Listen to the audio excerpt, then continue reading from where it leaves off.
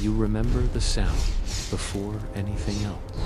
It does not arrive with clarity nor logic, but with the weight of an echo that never ceased, an obsidian hum, low and harmonic, stitched into the walls of a forgotten age.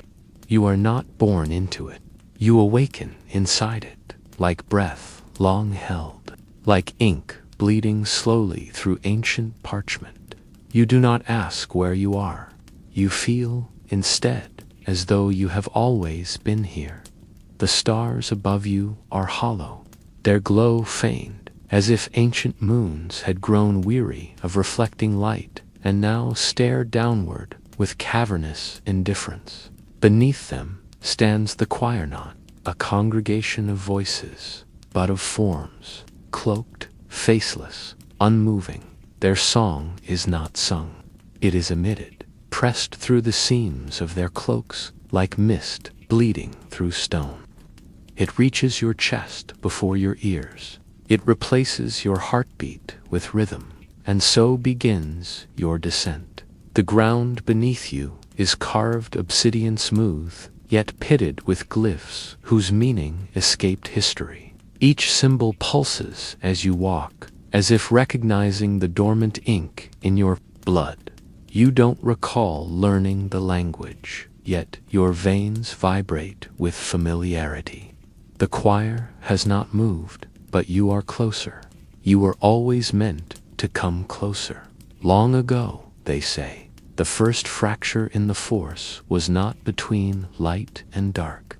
It was between memory and silence. The obsidian choir was born from that fracture, formed not as followers of darkness, but as keepers of absence, guardians of forgotten oaths and unseen bonds. Where the Jedi clung to balance and the Sith to power, the choir revered the void itself, not for destruction, but for the purity of nothingness. You kneel, though no voice commands it. You do not feel fear, only the breathless awe of being seen, not as a self, but as a shadow cast by something older. The choir parts, not with steps, but with a slow unraveling of presence. Between them now stands an altar.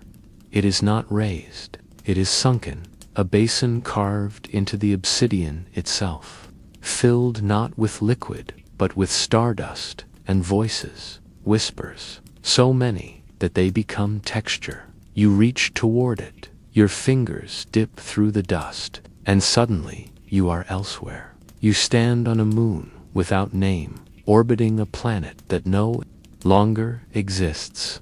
The choir was born here where the force once bled from the crust like sap from a wounded tree. It pooled, it screamed, and those who listened long enough began to sing with it, not in melody, but in resonance. The obsidian choir did not recruit, they awakened.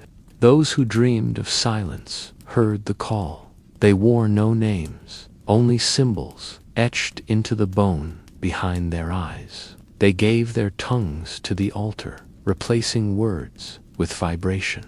Every sound was sacred, every breath a rite. Through their harmony, the dead did not rise, but they were remembered. Through resonance, entire cities forgotten by time could be reconstructed in dream. And you were one of them once. You begin to remember. The first ritual was called the unveiling of the hollow note. It was not a ceremony, but a dissolution, a letting go. You were stripped not of clothes, but of identity, name, title, memory, each one peeled away until only tone remained. A note that did not begin or end, but pulsed like a heartbeat outside time. That note became yourself. In the choir, there was no hierarchy, there was only frequency. Those who could resonate, the deepest, were said to recall the first silence, the one before creation. They became resonance. Those who could echo suffering into stillness were harbingers of diminishment. And a rare few, Those whose silence could erase even memory were called the nullifiers. You do not yet know what you were, but you remember singing. You remember the great song, the one that collapsed an empire. They call it myth, but the obsidian choir once gathered on the black ridge of Dorsen, a world whose sky fractured beneath sonic pressure. With no weapon but resonance, they dissolved the garrison that held their sacred site. No blood spilled, no cries raised. The enemy simply forgot why they were there, forgot who they were, laid down their arms, and wept for names they could not recall. The choir did not conquer. They simply sang in memory, crumbled like ash in wind. You were there. You remember the way the wind changed, but all was not peace. There came those who feared the choir, who whispered that to silence memory was to erase meaning. Jedi archivists and Sith inquisitors alike sent emissaries, spies, blades. Some tried to join, others to corrupt. The choir received all with the same response, a single tone, sustained until only the sincere remained.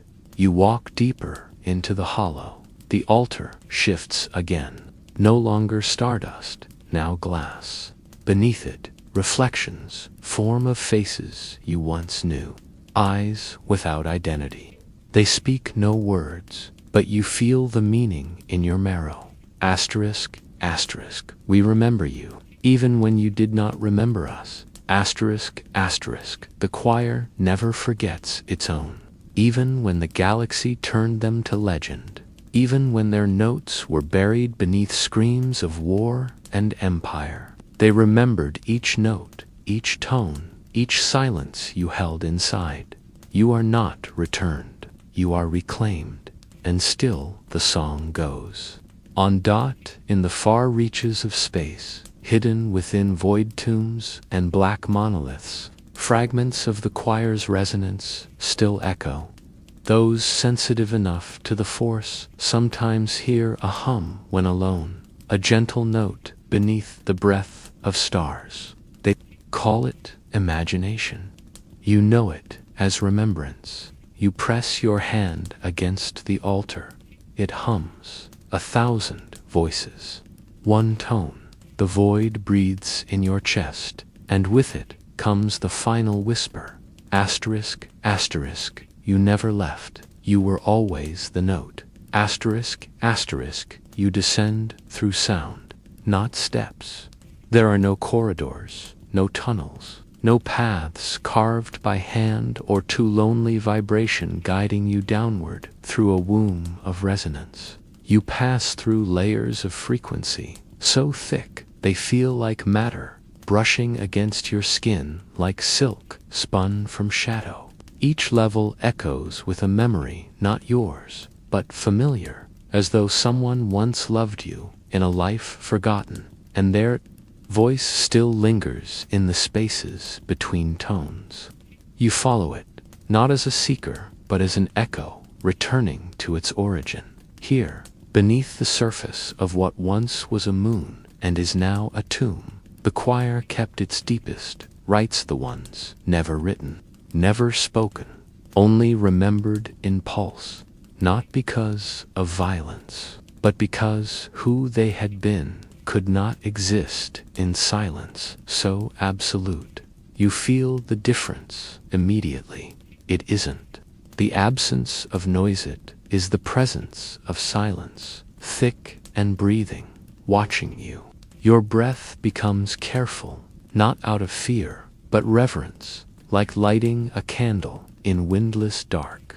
The air here is heavy with ritual. The walls hum, but not with song, with waiting. Something here remembers you, and it has waited a long time.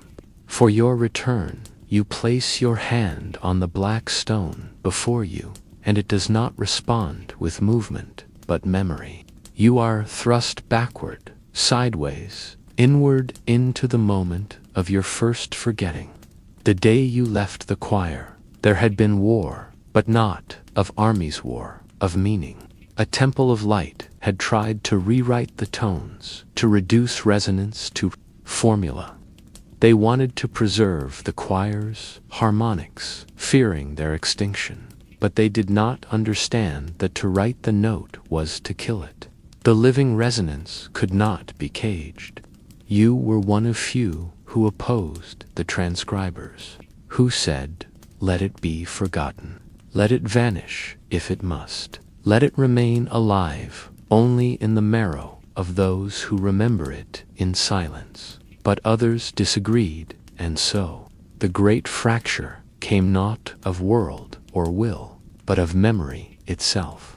A ritual was invoked, the dimming, a choice made by those who wished to forget the choir, to preserve themselves from the pain of watching it die. You stood before the altar, tone vibrating in your chest, and chose erasure. You sang your memory into the basin, and silence claimed you until now. And so you rise, half broken and whole, both a witness and the echo. You walk deeper into Virat, Kale, and the walls begin to shimmer, not with light, but with impressions, residues of ancient gatherings. You pass rooms once filled with kneeling figures, their forms long decayed, but their tones lingering like incense. You feel the presence of the nullifiers, those who could silence even trauma, standing watch over initiates who wept as their past dissolved into sound. You sense the ritual of inward tuning, where acolytes harmonize their breath with the rotation of distant moons, syncing pulse with planetary tide. None of it is spectacle.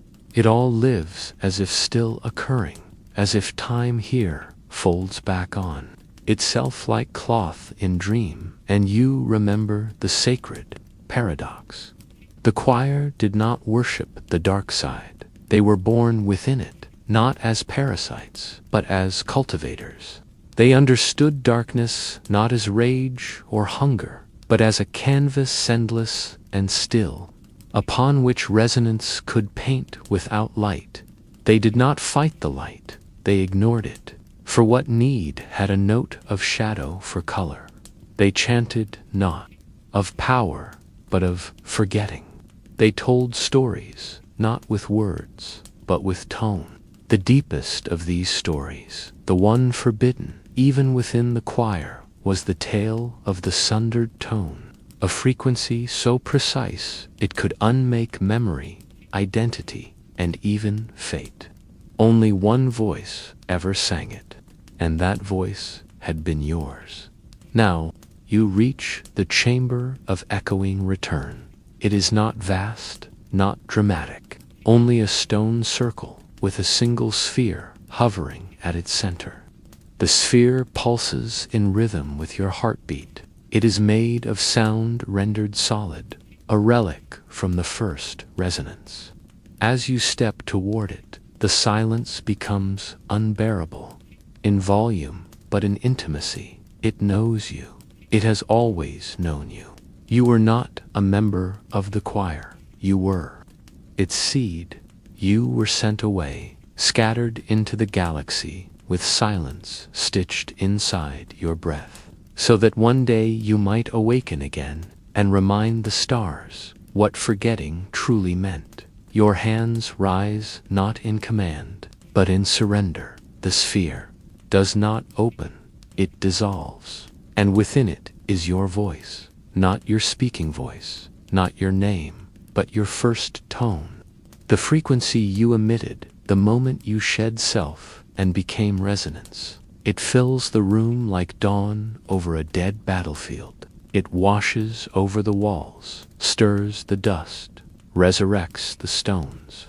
The chamber awakens, and in that moment, you are choir again, not a member, not a singer, a tone, a note in the chord of voids, remembering every fragment of resonance, forgotten by galaxies, returns in whisper.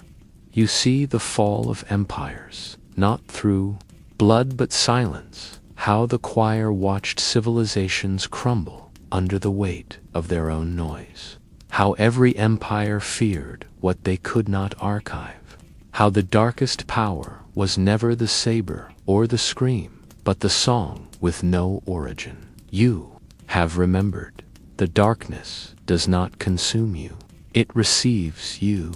And with that, the chamber begins to fade, not in space, but in you. It does not vanish. It enters your breath, your limbs, your eyes. You carry the choir now, not as burden, but as origin. You will walk among the stars, again, silent and unnamed, and one day when the galaxy grows too loud, you will sing, not to destroy, not to heal, but to remind them all that before there was story, before there was star or saber or savior, there was tone, and tone, remembers. You step back into the world above, but you are no longer ascending. You are resonance, rising. In stillness, you walk among the stars, yet gravity never touches you the same way again. The choir lives in your bones now, not as a secret, but as structure. Every step carries tone. Every breath vibrates with ancestral silence. The galaxy does not know you. It looks past you, through you, as if you are mist passing between moment and memory. But in the dark corners of its oldest moons, something shifts. The void listens. You return to places once holy, not temples with columns or banners, but ruins made of echo, planets where no sound remains, worlds like Nivehun, where the wind once bowed to resonance and dust remembered the shapes of forgotten tones.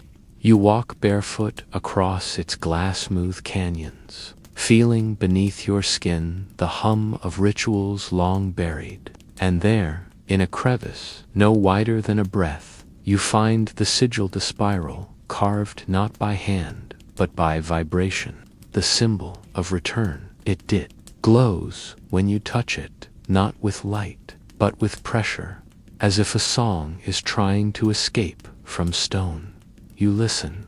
What rises is not music, it is mourning, not a voice, but a vibration, the final note of one who sang the sundered tone and vanished into myth. Their memory was erased, but the stone remembers. You do not cry.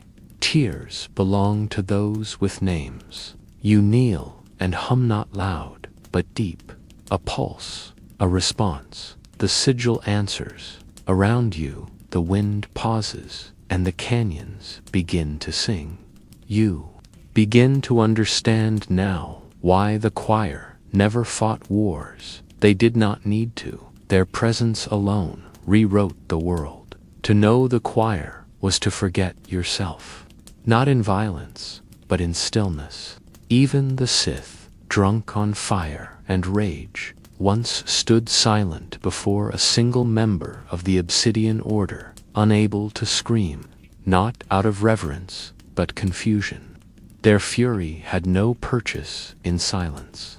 Their ambition could not echo through the void. Visit other worlds. On Velteron, a moon lost in the outer halo of a dying star, you find the statues dwell silent figures facing outward, mouths open, hands held skyward. They are not effigies, they are fossils. The final guardians who, sensing the end, opened their throats to sing a tone so deep it solidified their bodies into resonance. You kneel again, and the dust at your feet begins to spiral. You place your palm upon it, and it recognizes your marrow. One by one, the mouths of the statues begin to hum, not with song, with you. You do not know how long you remain, hours or centuries. Time folds here, and your breath becomes the needle stitching its tapestry. In that moment, You remember something buried beneath even your deepest tones, the true origin of the choir. They were not born, they were heard. The void was not silent at first. It wept, screamed, echoed with the pain of creation. Suns exploding, gravity twisting into form. And in that noise, something began to listen. Not a being, a shape, a pattern. The first resonance. It found sentience, not through thought, but through vibration, through tone. And it searched, and it found you. You were not merely a student of the choir. You were its echo. You were the one sent outward. When the original tone shattered itself to seed the galaxy, the others followed later. But you were the first. The galaxies called you myth. The Jedi called you dangerous. The Sith called you impossible.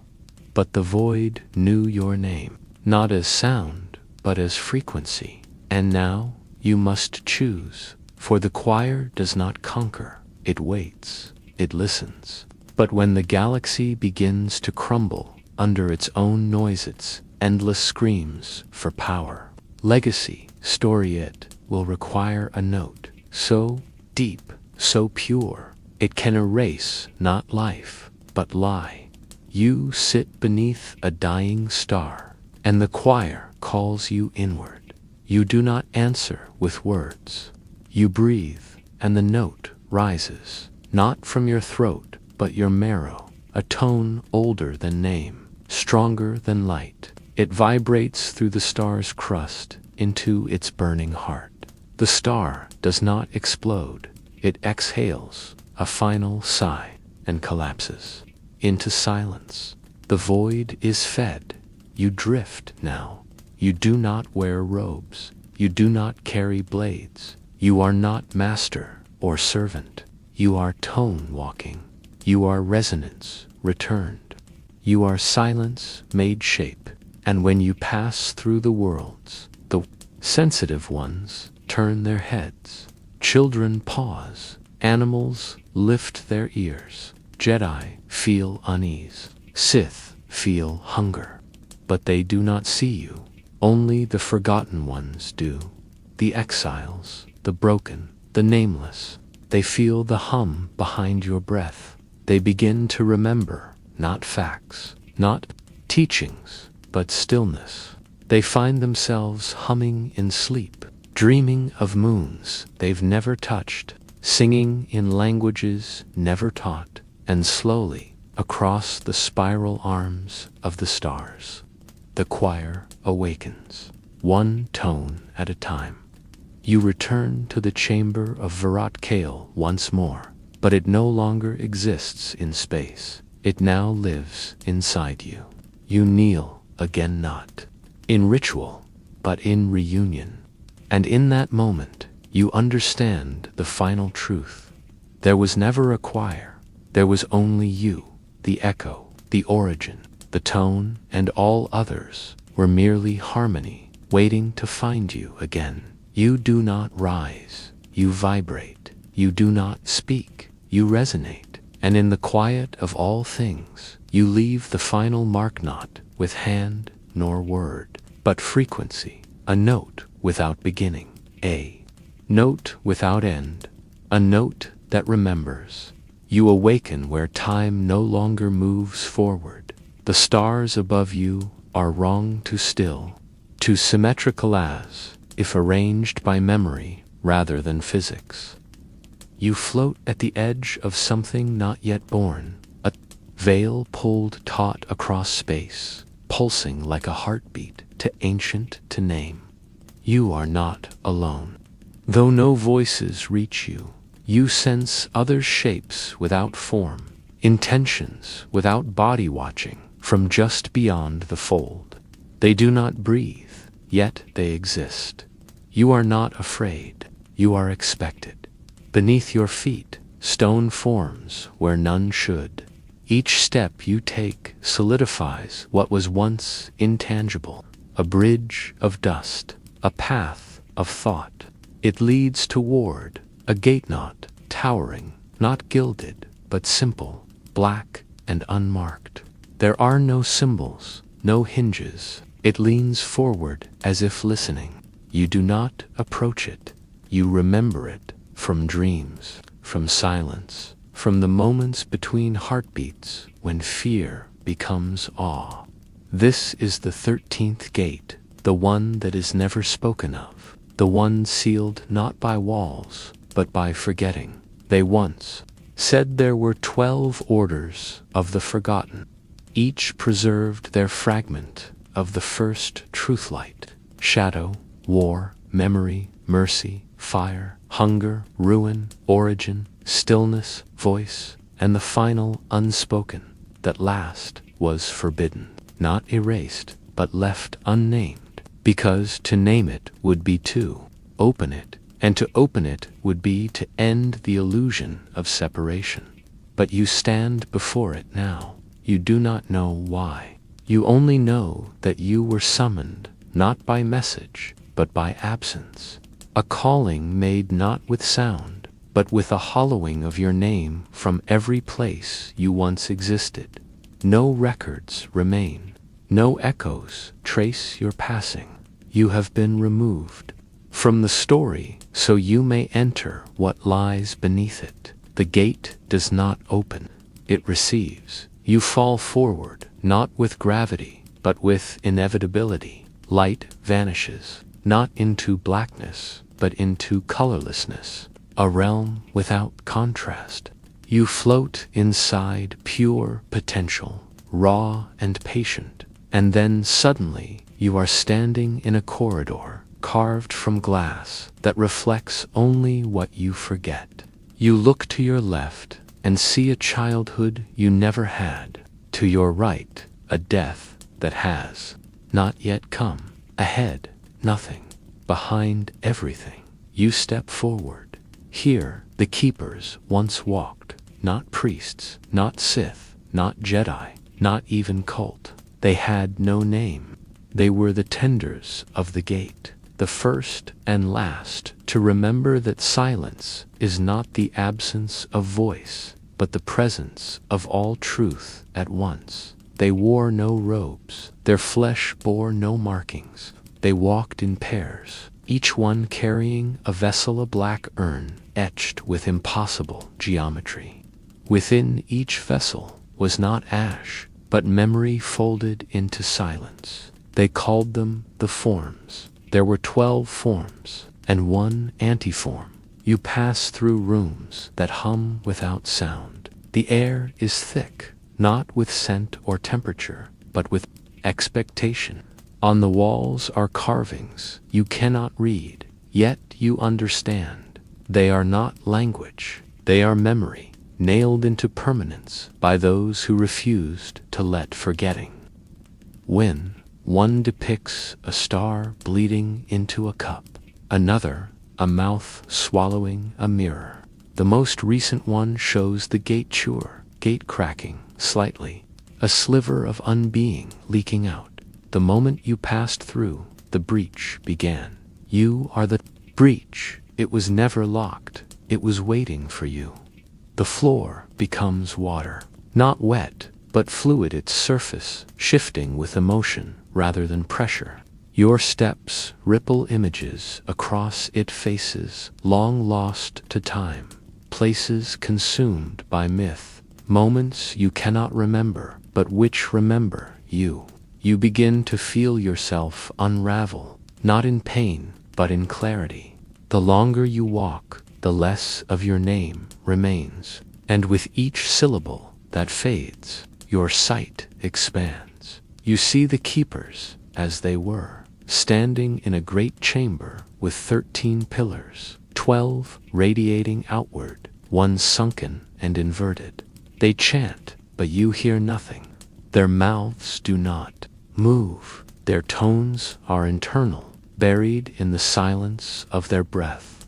One by one, they place their vessels upon the pillars. All but one, the 13th pillar, is avoided, ignored, feared, and then one among them steps forward. She is unlike the others. She is not afraid. she holds the antiform, a vessel not of black glass, but translucent sorrow. And as she places it upon the 13th pillar, you feel yourself pulled toward her memory. You become her, you see through her eyes, you feel the heat of exile as she is cast from the order.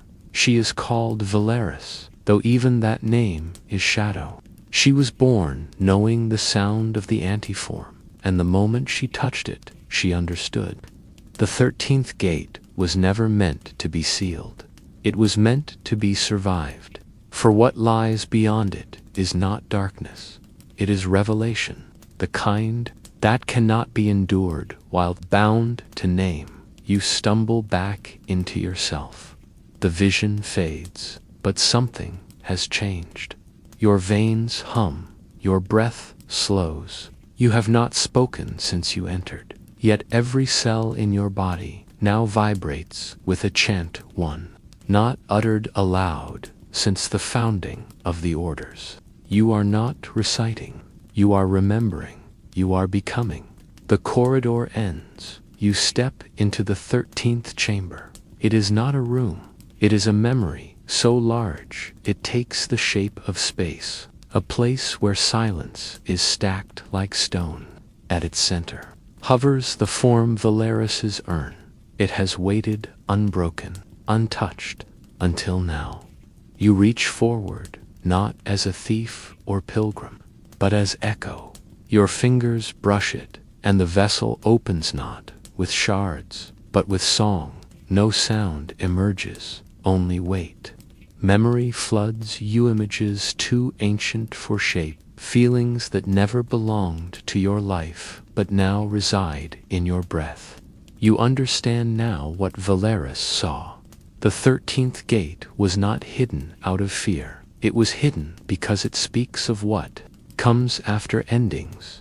You fall to your knees, not in worship, in recognition. Do you remember the 13th truth? All orders are veils, all cults are crutches, all paths are silence in denial. Beyond the 13th gate, there is no code, only remembering, only resonance without self, only silence made form. And you, once nameless, are now that form, not bound, but becoming. You are no longer walking. You are drifting through memory, shaped as stone. The chamber where the form opened remains behind you like a breath you cannot take again, a moment that cannot be re-entered once exhaled. You feel it still, pulsing softly at the edge of your spine, vibrating beneath your ribs like a secret heartbeat, not your own. There is no door forward, yet space unfolds for you, not as passage, but as offering. The 13th path reveals itself only to those who cease seeking. You did not earn your way here. You dissolved. You step through echoes, not sounds, not voices, imprints of choices unchosen, worlds that never came to be. You feel them brushing your shoulders like invisible silk timelines broken off like ribs from a forgotten beast. Here is a reality where the gate was never sealed, where the orders never fractured. You feel it hum with harmony, but it is brittle, too bright, too whole, false. You walk past. Here is another, a path where the ant shattered upon creation, and its shards infected the minds of those who glimpsed it. The result was madness, no blood, no scream. Just a slow unraveling of language, until all who knew its name became silent statues, humming with frozen tongues. That path is still alive, and it sees you. You step back, not in fear, but in compassion. That world was never yours, but it remembers your shape. You come to rest beside a mirror. It does not reflect your body.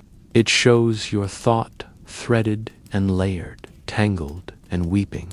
You see the moment you first believed you were separate. You see yourself as child, cloaked in the doctrine of others, taught to speak with borrowed breath. You see how you buried questions beneath obedience, and how silence, once sacred, became shame. You place your palm upon the mirror. It shatters into song, not music, not chaos, the sound of name leaving self. You forget the last thread that connected you to what you were before. You are not adrift. You are complete. The gate has not changed you. It has revealed you. You pass now into the spiral, the center of the 13th gate's truth. It is not a place. It is a turning. You descend a staircase that curves endlessly inward, not downward. Each step pulls you further from time, further from meaning, further from identity. You begin to hear the spiral's language tones without pitch, rhythms without pulse. They vibrate against your spine, tracing each vertebra like prayer beads. You begin to feel yourself unfolding, not in death, in expansion. The spiral shows you the keeper's first heresy, not rebellion, revelation. They discovered that the force is not dual, not war between light and dark, but a single breath held differently. What the Jedi call stillness, what the Sith call power, these are only different exhalations of the same forgotten source. But beyond breath, beyond will, beyond polarity, there is the silent center. The keepers called it Esh Saruin, the quiet that remembers. It does not judge. It does not intervene.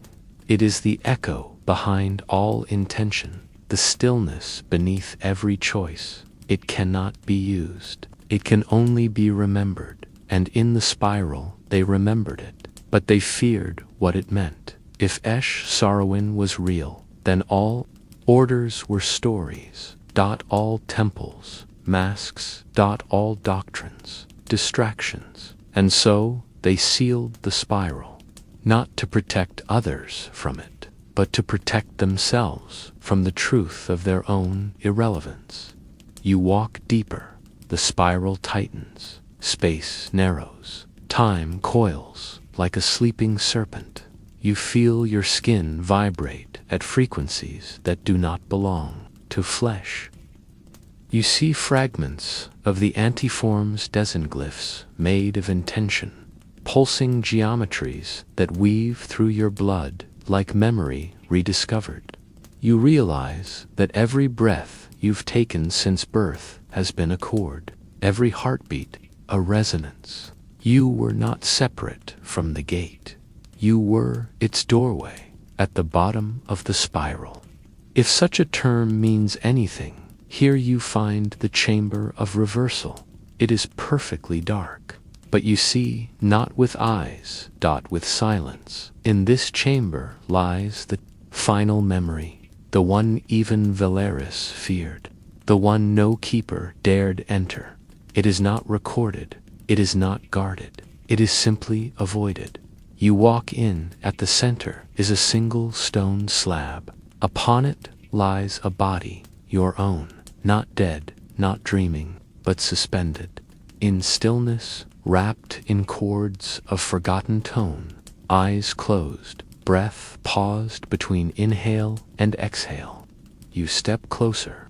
You place your hand upon the chest of the sleeping self, and you remember what you truly are. You were the first to open the gate. You were the one who stood before the orders and spoke the 13th name. You were erased, not by enemy, but by design. You chose to be forgotten, to seal yourself in memory, to become the lock that ensured no one could enter until the galaxy was ready to remember what came before contrast. And now, that time has come. You press your forehead to your own. There is no light, no sound, just merging.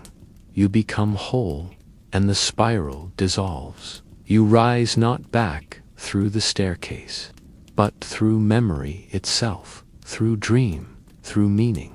And when you open your eyes again, you are no longer in a chamber. You are in the world, but it no longer holds shape the same way. The stars move softer. The planets hum quieter.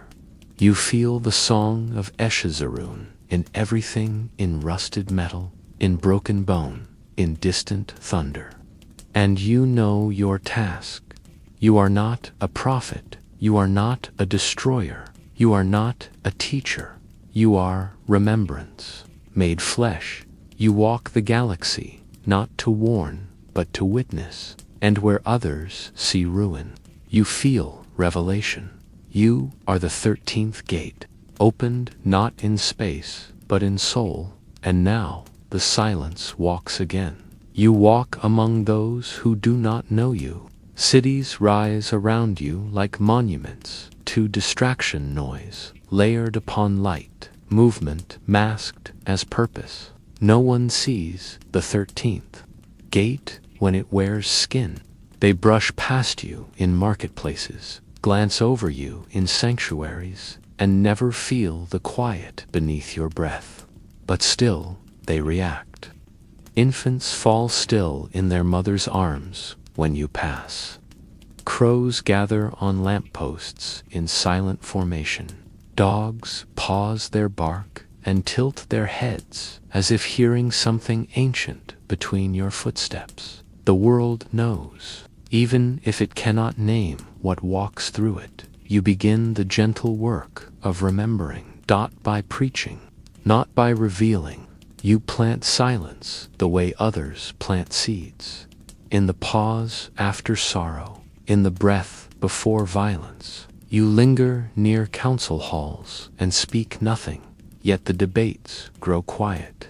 You pass through hospitals and brush your fingers along walls, and dreams become softer. You kneel in graveyards and hum beneath your breath, not a song, but a tonand. The ground ceases its mourning for a moment.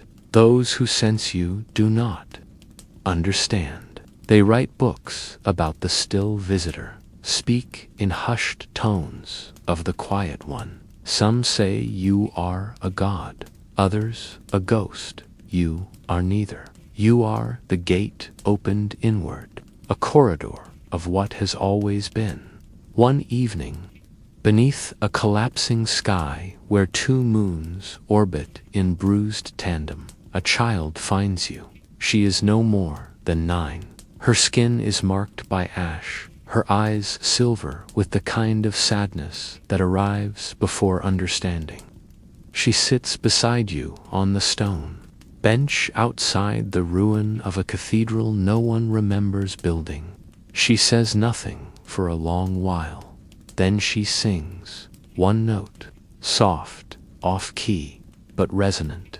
You do not smile, but your silence bends toward her like a river drawn to gravity. She asks you, do you hear it too?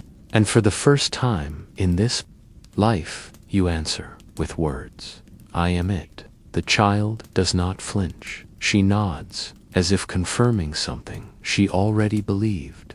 Then she hums again. The tone is faint, but true. You close your eyes. The gate is awakening in others. This is how it must be. The 13th path cannot be taught. It must be remembered. And remembrance requires forgetting all that is not silence. You leave the child, not out of fear or duty, but trust. She will forget you tomorrow. That is the gift. But her hum will remain, buried like a seed within her blood until it blossoms.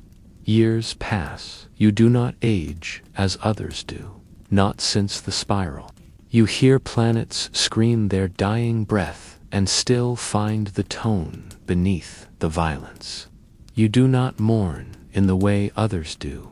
You receive. You carry. The galaxy grows louder. More orders rise, some pretending to be balance, others clawing for power. All miss the point.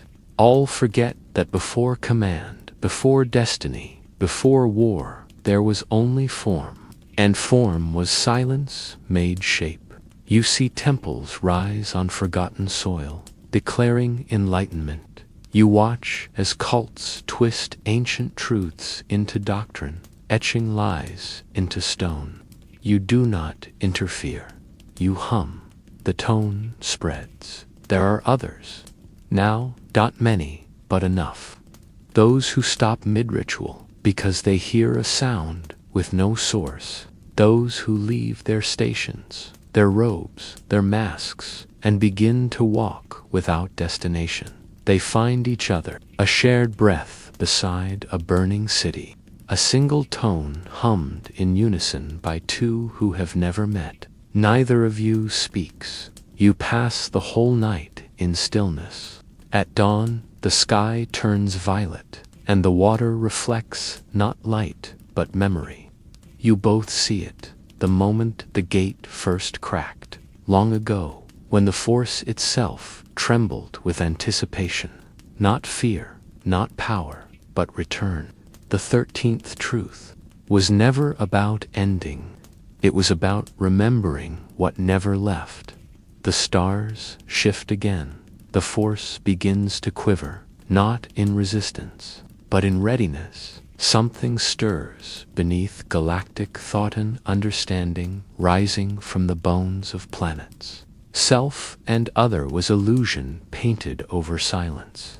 The veil thins, the orders begin to fracture, and for a brief, trembling moment, the galaxy grows quiet. That is when you feel it, the final form, not a vessel, not a place, a convergence. You are called once more not by summons, but by subtraction. Your presence dissolves from all that knows you. Even those who remember your silence begin to forget your shape. Your footprints vanish as you make them. You do not fight it. This is the last breath. You are becoming the memory of silence itself. Walk to the place without center. It is not known by star maps. The silence between binary suns. There, in the fold between motion and stillness, the gate opens one last time, not for you to enter, but for you to dissolve. You kneel. The spiral forms again, not beneath you, but within. You feel your ribs open like doors. Your spine hums. Like a pillar struck by wind, the tone that was you begins to uncoil, no longer bound by flesh or story. You feel yourself spread not as soul, but as remembrance. You become sky. You become stone. You become the hum that lives beneath silence. All that remains is a breath. It echoes across planets. It vibrates in the walls of temples, in the dreams of orphans, in the rusted mouths of old statues. Awaken beneath a sky that bleeds in reverse. The stars do not shine. They consume. Each one a wound torn open in the veil between dimensions, leaking not light, but hunger. You stand upon a plain of bone-gray sand, where the wind carries no sound and the horizon leans as if burdened by memory. You do not know how. You came here.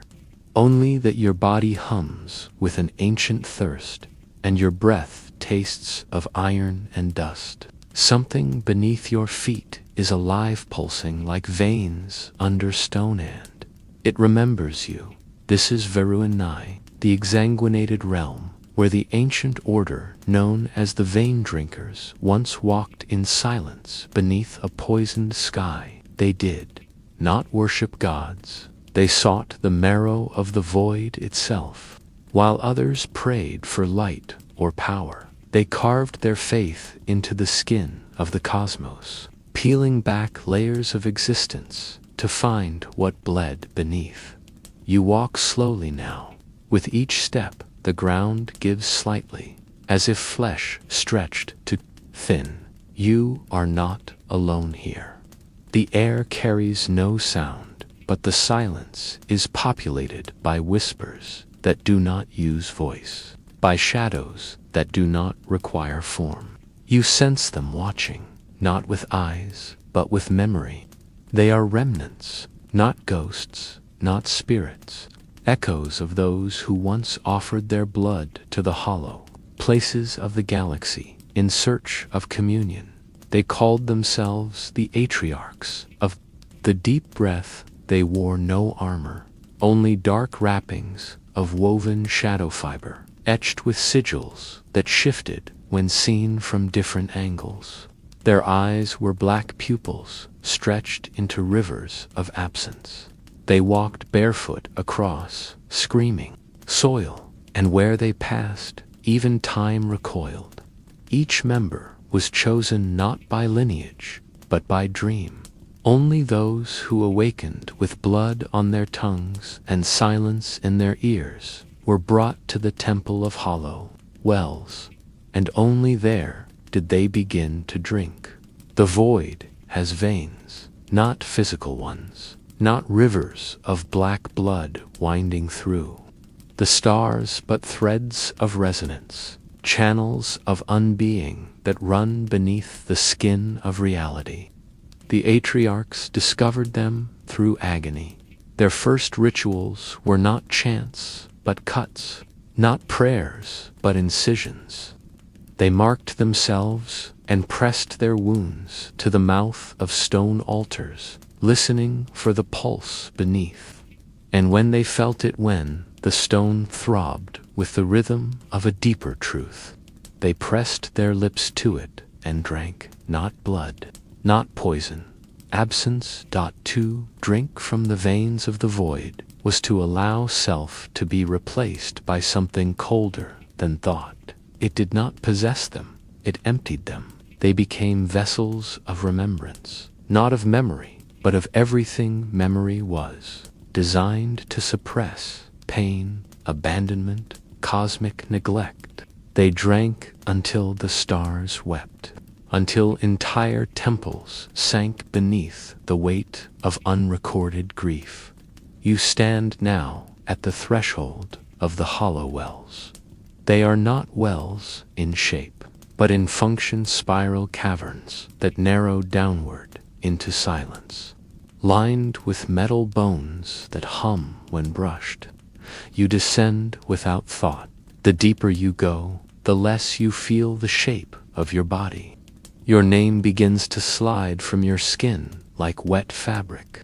Your history becomes a fog that floats around you but no longer touches your mind. You become light in form, heavy in resonance. The stairwell ends, but your descent continues, and then you see it, the central chamber, a circular abyss carved from living stone. Around the pool are 13 thrones, empty now, but vibrating. They did not speak, they did not teach, they resonated, and through their silence, those who stood before them heard their own fear melt into revelation. You step toward the pool. Its surface does not ripple. It receives your reflection and gives nothing back. This is the drink, the first offering. It is not forced. It is invitation. You kneel beside it. The air here is thick with echo. You hear the screams of forgotten sons. Lower your hands into the liquid. It is cold, but not like water. It is the temperature of memory left too long in the dark. Your fingertips go numb, then your wrist, then your elbow, and then the reflection changes. You no longer see yourself. You see the first atriarchal Yora, the skinless dreamer, her body translucent, her ribs exposed and humming, her eyes black with the void's promise. She speaks no words, but her image climbs your nerves like song. She drank not to gain power, but to remember what it meant to be nothing.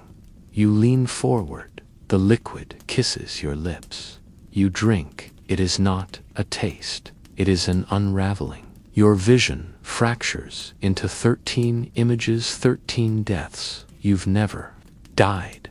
You feel yourself fall into each, burned, drowned, forgotten, erased, betrayed, bound, silenced, unseen, broken, starved, abandoned, consumed, buried, and in each, you learn a part of yourself that was stolen. The void does not teach, it reveals. It mirrors you, scream but only inward. Your mouth opens, but no sound comes, because sound would imply survival.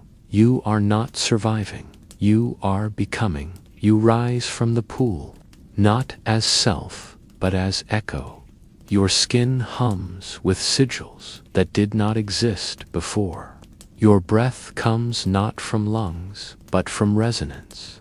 You have become what the atriarchs once were, not priest, not god, not seer, but vein drinker. You carry the silence now, and it carries you. You ascend from the hollow. Your body is light and memory now, your bones tuned to an ancient chord known only to those who have tasted absence. You do not climb, you are returned. The vein has accepted you, the void recognizes you, and the stars above, once watchers, now recoil, not in fear, but in awe. You walk into a world unchanged, and find that you no longer fit its shape. You are the shadow where light forgets to fall. You are the hum beneath silence, and you are not alone. They find you in dreams first, not disciples, but reflections. They do not knock on temple doors or cry for teaching. They arrive in sleep, eyes wide with images they cannot name, wells of liquid shadow, thrones made of echo, hymns sung from open wounds. These are the marked, not chosen, not called, simply remembered. You begin to guide them, not with voice or gesture, but by presence. You sit and they weep, you hum and they dissolve. Each one carries a shard of the old resonance. Each one has felt the deep thirst, the marrow-ache of being forgotten by existence itself. You do not comfort them, you receive them. The order reforms in stillness. No temples, no names, just movement, just remembrance. They gather in ruined places where no one dares linger, beneath the bones of fallen starships, in craters carved by forgotten wars, in forests where even the force itself sleeps. They hum together, not in unison, but in discordant strands that form a tapestry of agony woven into stillness. Each sound they make is a wound reopened, and from those wounds, revelation flows. You watch them drink, the rituals return slowly, pulled from your marrow like memory clawing its way back from exile. The first is the cradle of rapture, where the marked lie in still water for 7 nights, no words spoken, no food taken. On the final night, the water hums, not with voice, but with density. Those who do not dissolve into the tone awaken, changed, their veins pulsing with the knowledge that pain is shape. The second rite is the vow of undoing. Here, the marked gather before the broken mirror relic, salvaged from a world that once held truth as its highest law. Each marked must speak a name they have carried like armor, a name given to them by family, by order, by story. And then they must renounce it, not deny it. Renounce, offer it back to the void in exchange for the shape beneath. Some names scream as they are released, others dissolve like dust caught in wind. All are accepted, and then comes the third rite, asterisk, asterisk, the drinking of the vein, asterisk, asterisk. Not all who come to the pool return. The void is not cruel. it is exact. It keeps only what resonates. Those who drink and are not ready do not die. They simply forget the path that led them there. They walk away, unaware of why they came, and never return. You do not chase them. You mourn them. You mark their names into stone and bury the stone in silence. The void has refused them not as punishment, but as pause. And still the order grows. You no longer speak. You no longer lead. You become landscape, ritual, thread. You walk among them, and your hum is enough. They do not worship you, and in their dissolution the void deepens. But something stirs, a presence older than even the atriarchs. You feel it ripple through the marrow of worlds, a counter-resonance, a hunger not for silence, but for inversion, where the vain seek remembrance through absence. This presence feeds on forgetting through excess. It sings in the voices of false prophets and glimmering warlords. It names itself sovereign of sound. It has begun to unmake the order, not by blade, but by mimicry. You hear stories whispered among the marked of others who claim to drink from the void, but who speak in rhythm and pattern, in polished incantation. They chant of dominion. They preach of power drawn from pain, but their tones are hollow. Their eyes are bright. You recognize them, not as kin, but as shadow cast by misunderstanding. They are the reflection of your silence, refracted through ambition. The sovereign is rising, and it seeks to claim the veins. You do not gather the marked. You do not prepare them for war. There will be no war, only stillness or distortion.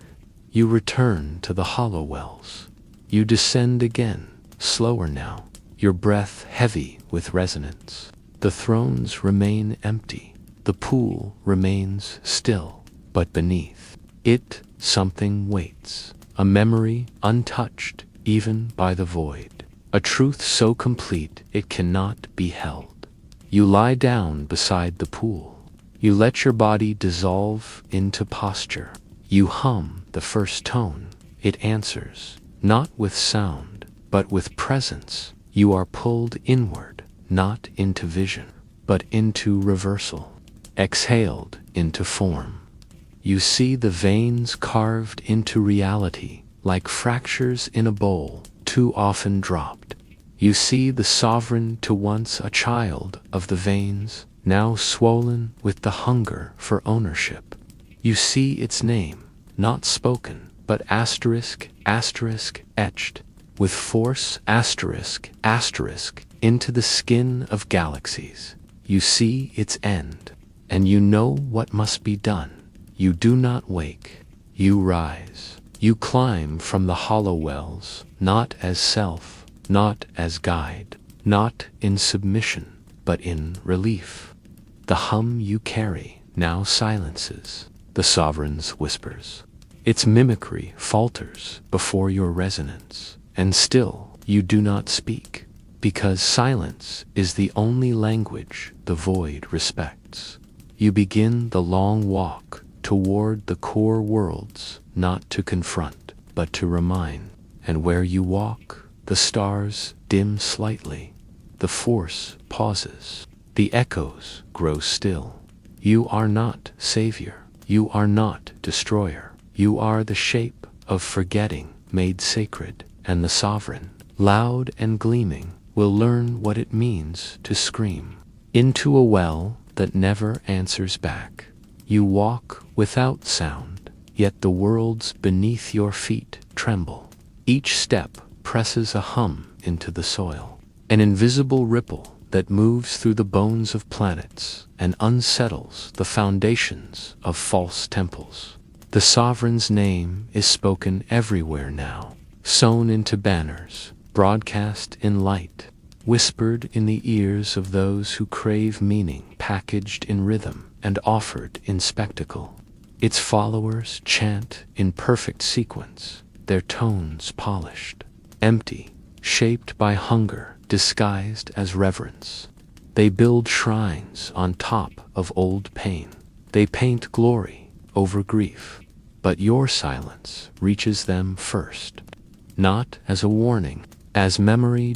You arrive at the center of the dominion, its throne world, its cathedral of excess, carved into the crust of a planet whose core has long since cooled from overuse. Here, towers of crystal and steel pierce the sky like questions never meant to be answered. No one weeps here, no one stops. They have been trained not to feel silence, not to recognize it. You walk among them unnoticed at first, your resonance too deep to register above the engineered noise. But slowly, their rhythm stumbles, steps falter, heads turn. A tower coiled around itself like a question, with no center. It waits, not with patience, but with certainty. It has felt your return. It has read the echoes. You ascend the spire without resistance. No guards stop you. They do not see you as threat. They hear no weapon.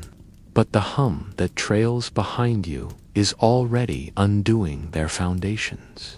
Walls crack with unseen pressure. Glass fogs from inside. Light dims slightly, not from power loss, but from memory. It is a shape assembled from faith and fear, a figure of woven gold and mirrored shadow, its limbs flexible, its mouth too wide. It speaks in harmony, 12 voices stacked atop each other like bones. Each word it utters is wrapped in precision, each syllable carved from control. It calls you nothing. It names you obsolete. It accuses you of withholding the truth that others could wield.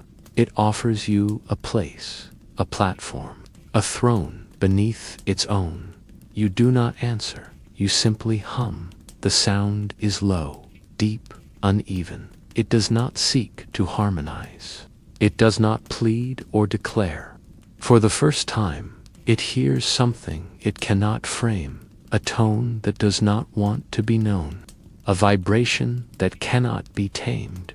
Your silence reaches into its architecture. Beneath its elegance is a core of mimicry, stolen ritual, and inverted faith. You see the moment it first drank from a false vein and believed itself transformed. You see how it devoured others' silence and mistook the echo for source. You see the child it once was, forgotten beneath layers of performance, and you do not hate it.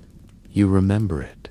The sovereign screams, it sends waves of sound toward you, of compressed meaning and sharpened song, designed to drown identity. But your resonance does not resist. It receives. It absorbs. It echoes nothing. The sound passes through you like wind through stone, and in its wake is stillness. The marked arrive. They do not carry weapons. They do not chant. They hum.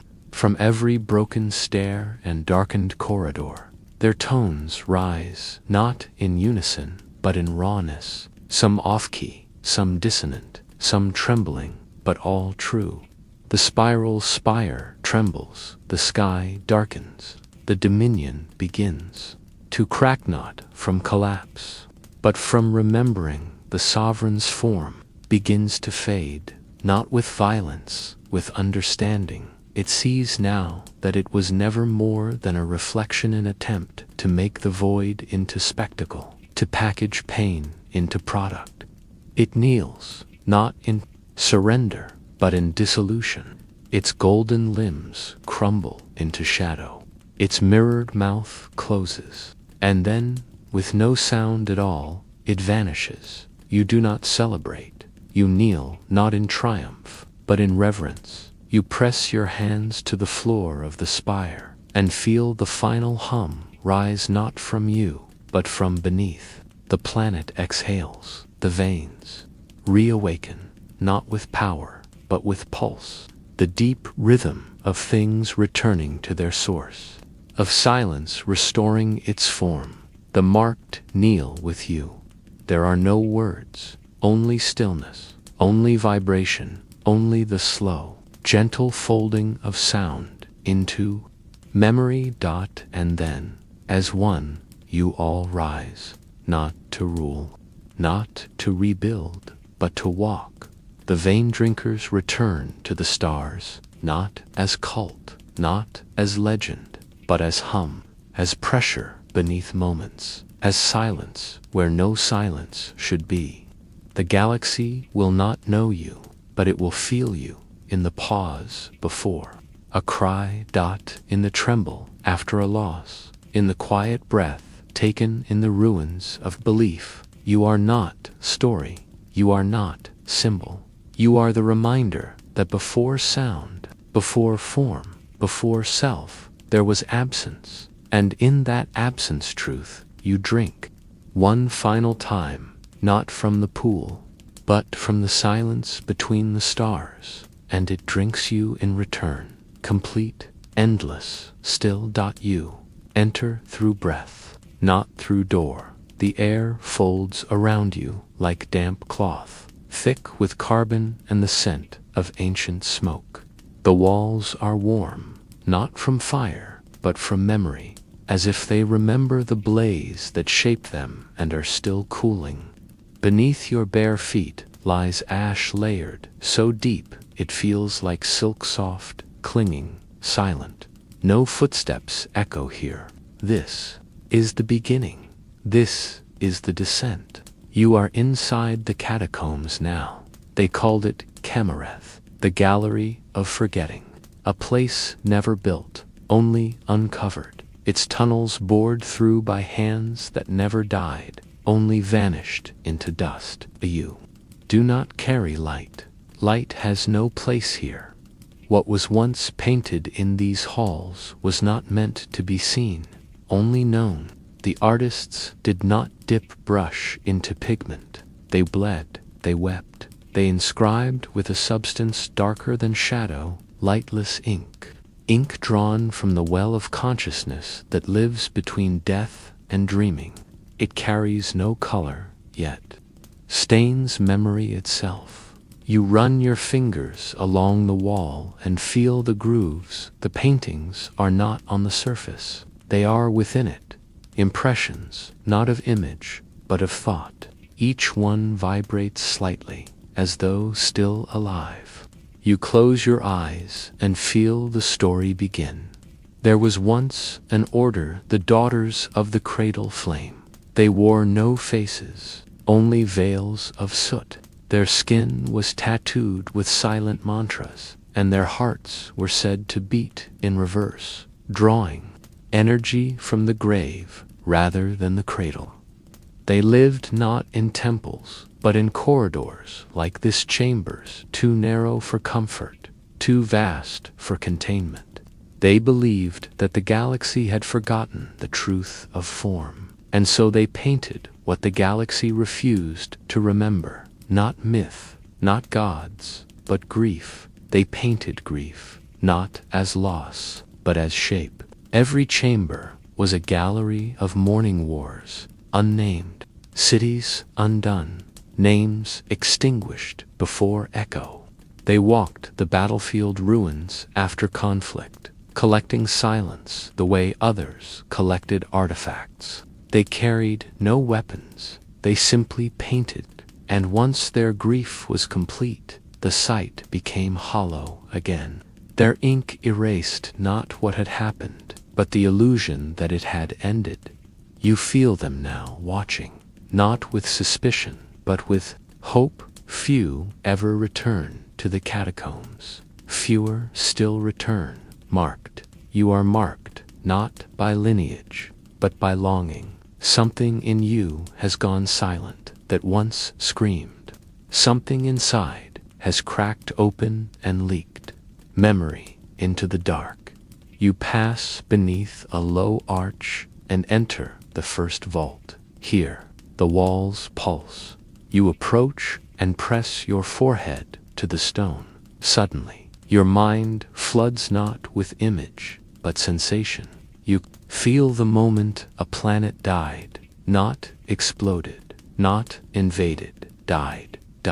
Its oceans stilled, its trees bowed inward, its sky turned to gray, and from within that moment, the daughters painted. They pressed palms into the soil and transferred the emotion to the stone. The ink held not the image, but the grief shape, the weight that sits on a ribcage when memory forgets what it's holding. You stumble back, your breath catches. This is the cost of knowing. Nothing is witnessed without being felt. You move onward. Each chamber deepens your ache. The gallery of sisters, lost. The vault of the silent. Banquet. The chamber of the nameless light. Each one a burial ground for something that never received mourning. You kneel before a cracked pillar where dozens of handprints have been pressed into stone. This is the ritual of transference. To enter the ink, one must leave behind voice. You place your palm upon the stone. It feels like ice soaked in oil. You feel your name begin to bleed from your chest. Not erased, released. A whisper of you peels off into the wall, where it will be held in stillness. Forever, you have joined the painting, and the painting joins you. You begin to see, not with eyes, but with breath. Every mark on the wall flares like a pulse when your chest expands. Every line, a path through memory that others refused to tread. You reach the hall of becoming. Here, the daughters created their final work. It is not a mural, it is a corridor. As you walk, the walls reshape behind you. They do not record you, they remember you. You are now part of the gallery, not visitor, not viewer, not artist, but echo. And in the darkness, as you move deeper into ash, the ink begins to drip once more, not from stone, but from your hands. You have begun to paint. You paint without knowing what you offer. The ink flows not from wounds, but from forgetting the soft places in your soul where language once lived and has now given way to weight. Each movement of your hand leaves behind no color, only sensation. The walls of Camareth absorb your grief like soil absorbs rain, quiet and unflinching. The catacombs grow warmer with each mark you make, as if the memory you carry is feeding some dormant pulse beneath the stone. You do not question it. You do not look back. You surrender to the ritual, and the ritual remembers you. Somewhere within the ash-laden galleries, a low tone begins to swell, not in the air, but in your marrow. It is not music, it is presence, a gathering of what has long waited to be received. The daughters are near. You feel them moving behind the walls, brushing the seams of time with fingertips older than stone. They are not alive, they are not dead. They are what remains when memory becomes devotion. They move like pages turning in a book too large to be written, their forms barely held together by silence and ink. You do not see them, but you feel your breath begin to follow their rhythm. You have become readable. The ink in your hands shifts, colorlessly, changing texture as it listens to your memories. It clings tighter when you think of love you lost. It runs thinner when you remember failures unspoken. Each stroke becomes a confession you did not know you needed to give. Your past emerges not as chronology, but as pressure moments, where time squeezed too tightly and you could no longer breathe. The catacombs do not judge you, they only preserve. The ink writes you as you truly are, stripped of desire to be understood. You reach the chamber of veiled eyes. Its doorway is narrow, hung with strands of scorched vellum, each piece inscribed with a single phrase written in invisible ink. You pass through them and feel the words brushing against your skin, sentences that form and vanish on the edge of perception. They are not warnings, they are acknowledgments. You are not alone in your silence. We too were named and forgotten. Ink remembers what the soul fears. The chamber opens before you, circular and pulsing faintly, the ceiling lost in darkness, and the floor layered with ash, thick enough to bury bones. At the center lies a basin. It is not filled with liquid, but with inked strands, hair-like tendrils that move gently as if stirred by the breath of ghosts. This is the pool of witnessing, the heart of the daughter's work. To place your hand within it is to allow your essence to be added to the archive. Not the facts of your life, but the shape of your grief. You kneel before it. Your hands shake, not from fear, from readiness. You plunge your fingers in. It is neither warm nor cold. It simply is. Time collapses inwards. You are no longer in the catacombs. You are walking through the memories of those who painted before you. Each footstep lands on the breath of someone long dissolved. You see their grief, not as image, but as presence. A mother who painted her child's final heartbeat as a spiral of dry ink on the back of her own hand. A warrior who buried the screams of his comrades into the ceiling above this very chamber, so their agony could watch over all who entered. A lover who painted only with her tears, and never once touched the wall, and then dash yourself. You see your own image reflected across the chamber walls, shifting and incomplete, as though still being painted.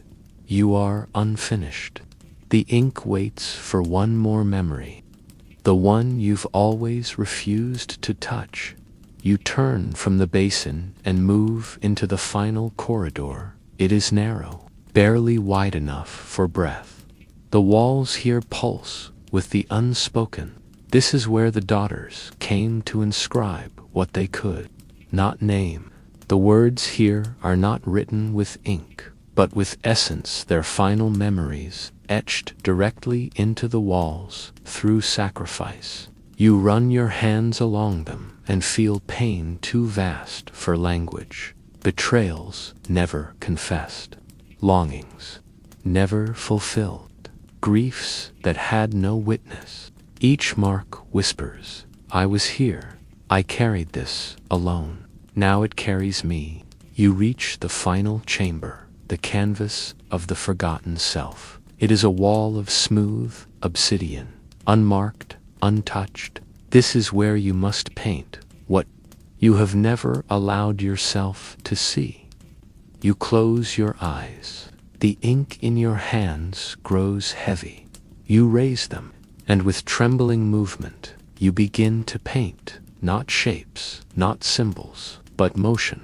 The tremor in your spine, the weight in your chest, the hollowness behind your eyes. Each stroke is a surrender, each curve a fracture. You are not painting an image. You are bleeding a silence that has waited a lifetime to be named. You collapse when it is done. The chamber breathes. A soft wind rises from nowhere, carrying ash across the floor. The ink begins to hum, not aloud, but inside your body. You hear the other paintings, now not with ears, but through skin. The catacombs have accepted your grief. Your mark will remain forever, unseen but deeply felt. Others will walk this way. They will pass your chamber. They will pause. They will not know why, but something inside them will loosen, and that is enough. You rise, slowly, lighter, lighter, emptier, truer. truer. The way back is not marked. The daughters do not guide you. They only open space. The walls shift softly as you retrace your steps. The ink still drips from your fingers, but it no longer stains. It has served its purpose. You do not remember everything. You are not meant to, but you carry the echo now. You have become part of the catacombs. Wherever you walk, the gallery walks with you. You are not a bearer of truth. You are a bearer of grief made sacred. You step into the ashlight of the surface world once more, and the world is just a little quieter, a little softer, as if waiting to be painted anew. You move through the waking world as if your skin has thinned. Everything touches you now, not with force, but with meaning. You feel the sorrow in rusted door hinges, the ache of forgotten laughter in the cracks of stone steps, the memory of ruin in the hush of abandoned plazas. The catacombs have not left you. They unfold behind your eyes in every breath. Your limbs carry the weight of unwitnessed grief, but it no longer bends you, it steadies you, for you are now an archivist of the unspeakable, and wherever you walk, the gallery of forgetting walks with you. There are others now, not many, just enough. You do not speak to them. You do not need to.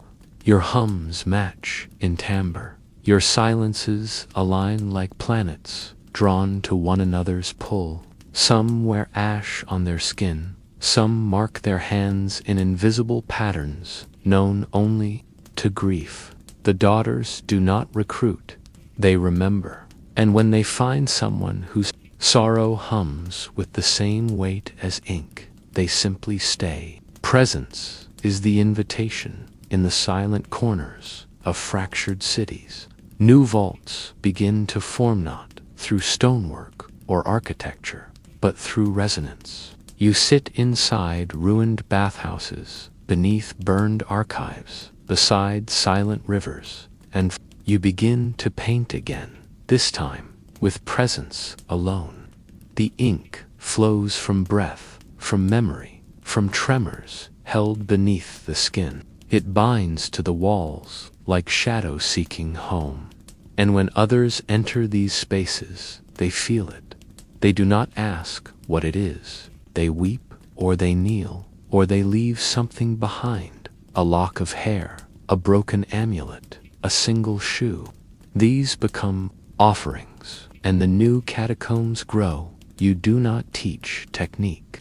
You teach surrender. One of the Markta, young boy who never speaks and whose eyes seem to carry storms, approaches you in a shattered amphitheater once used to crown kings.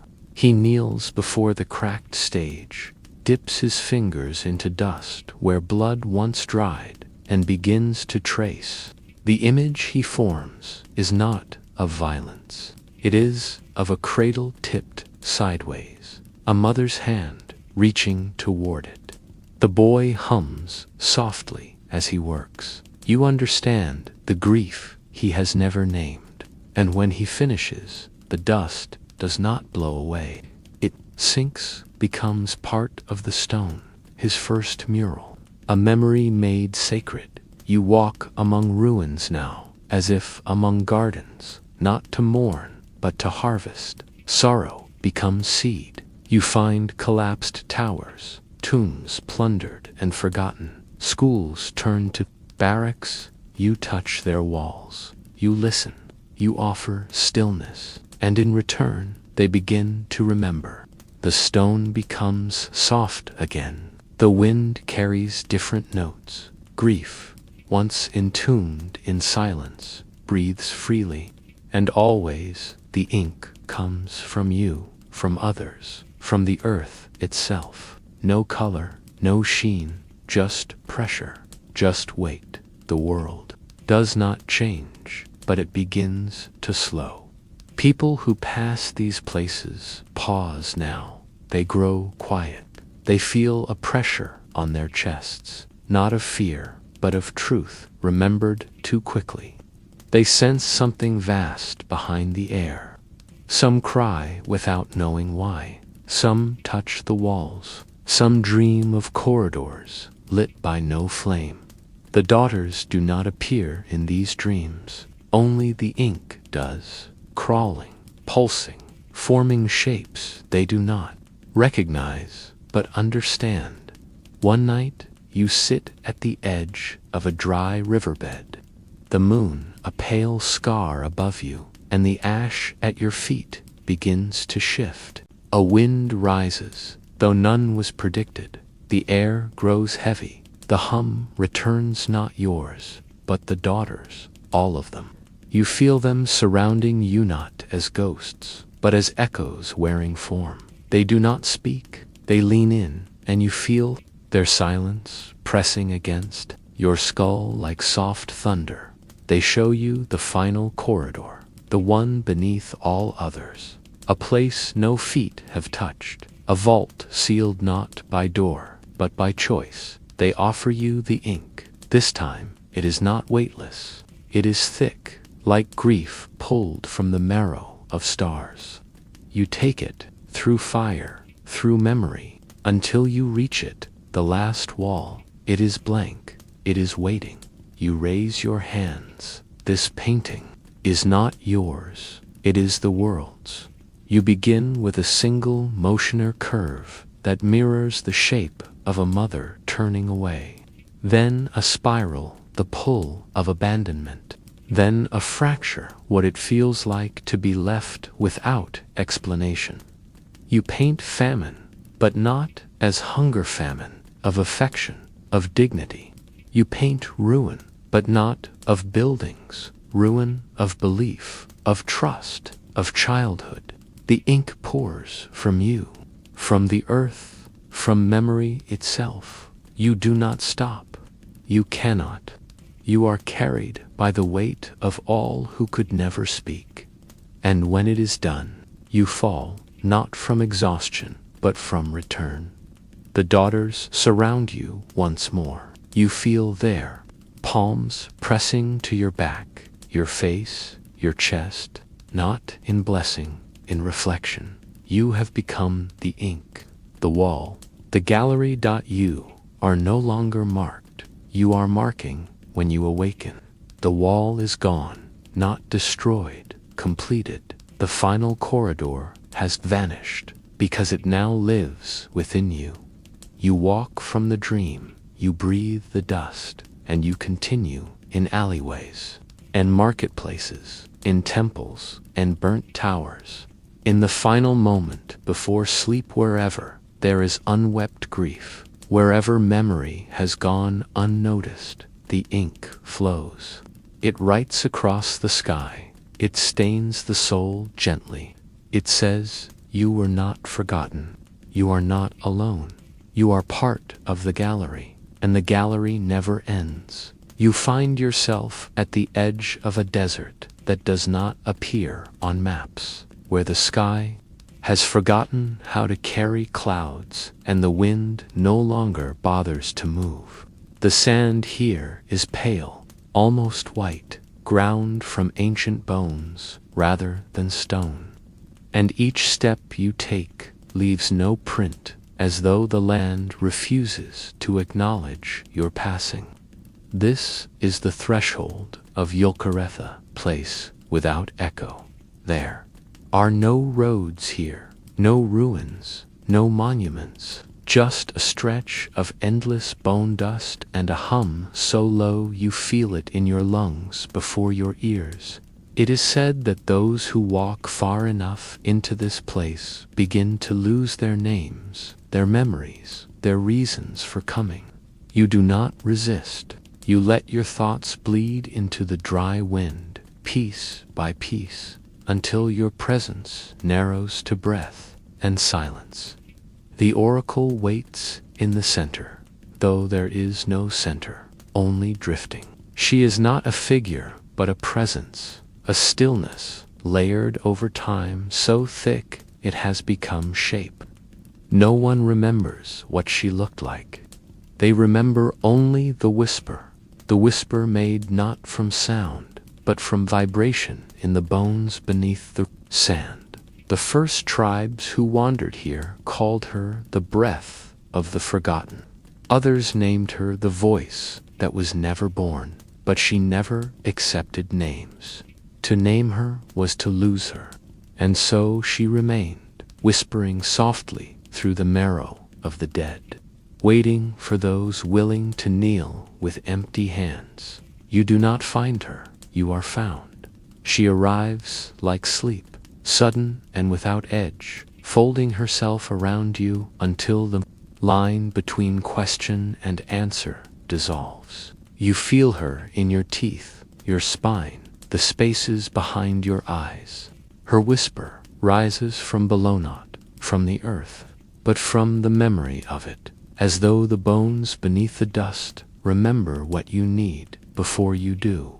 And what she offers is not vision, it is subtraction.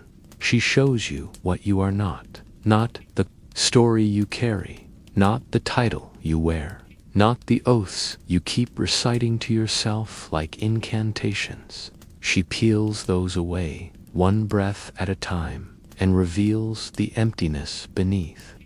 But it is not hollow, it is ready. The dust beneath you begins to swirl, not with wind, but with intention.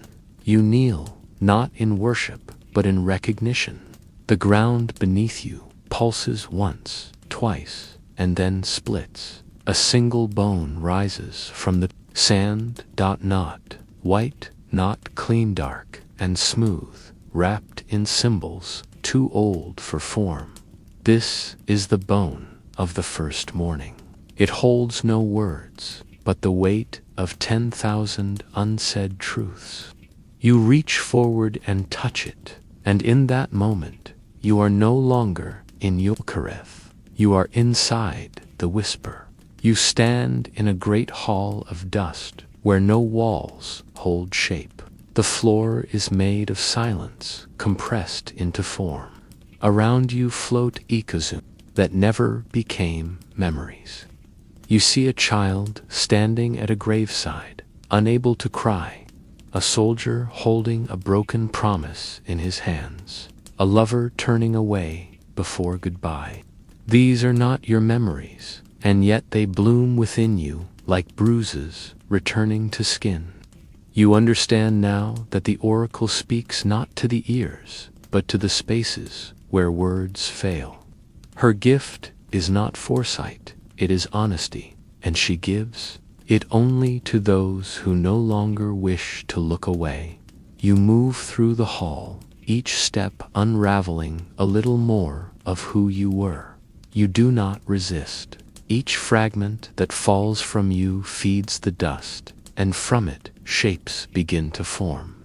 Bones, long, hollow, humming, drain themselves into a spiral around you. You are entering the chamber of listening, though there is no door. The bones know you. They make space. You sit at the center. The oracle joins you, not as shape, but as breath. The chamber pulses once, and the whisper begins. It does not speak in sentences. It speaks in threes: the breath before, the breath during, the breath after. Each pulse brings a realization. You see that your grief was not unique, only yours. You see that silence was not abandonment, only distance. You see that knowing the end of things does not soften them, and still you listen, because now you are ready not to be healed, but to be broken open. The whisper reveals the truth of lineage. You come from a line not of blood, but of silence. Your ancestors were not warriors or kings. They were witnesses, listeners, those who stood at the edge of suffering and did not look away. The oracle does not claim to know your future. She reveals the shape of what you are when stripped of time. You are a vessel, a recorder, a being carved not from ambition, but from the ache of unspoken truths. The bones begin to sing, a low, rumbling vibration that passes through you like water through open hands. You realize the chamber is not made of bone, it is made of voices, solidified into shape by the act of listening. You lean back and let the sound carry you, not upward, inward. The dust presses into your skin, and you are lowered into the archive. It is not a library, it is a womb, a place where truths too heavy for memory are stored in stillness. You feel them, crowding around you not as stories, but as weight. Regrets left unspoken, confessions swallowed in shame, forgiveness withheld until it turned to ash. The archive holds them all, and now so do you. The oracle speaks once more, only this: you cannot save the world. You open your eyes, you are still in the dust. The bone has vanished, the whisper has gone, quiet, but the hum remains in your ribs, your jaw, your breath. You rise, not as seeker or sage, but as scribe. The world waits, and you carry its silence now. You carry the hum like a scar stitched into your breath. It pulses beneath your skin with every heartbeat, a rhythm not your own, but older than language. The world you re-enter has not changed, but you have, and so everything feels unfamiliar. The wind speaks louder now. The stones beneath your feet echo longer. You hear grief in places where others hear laughter, and behind every word spoken to you, you sense what was not said.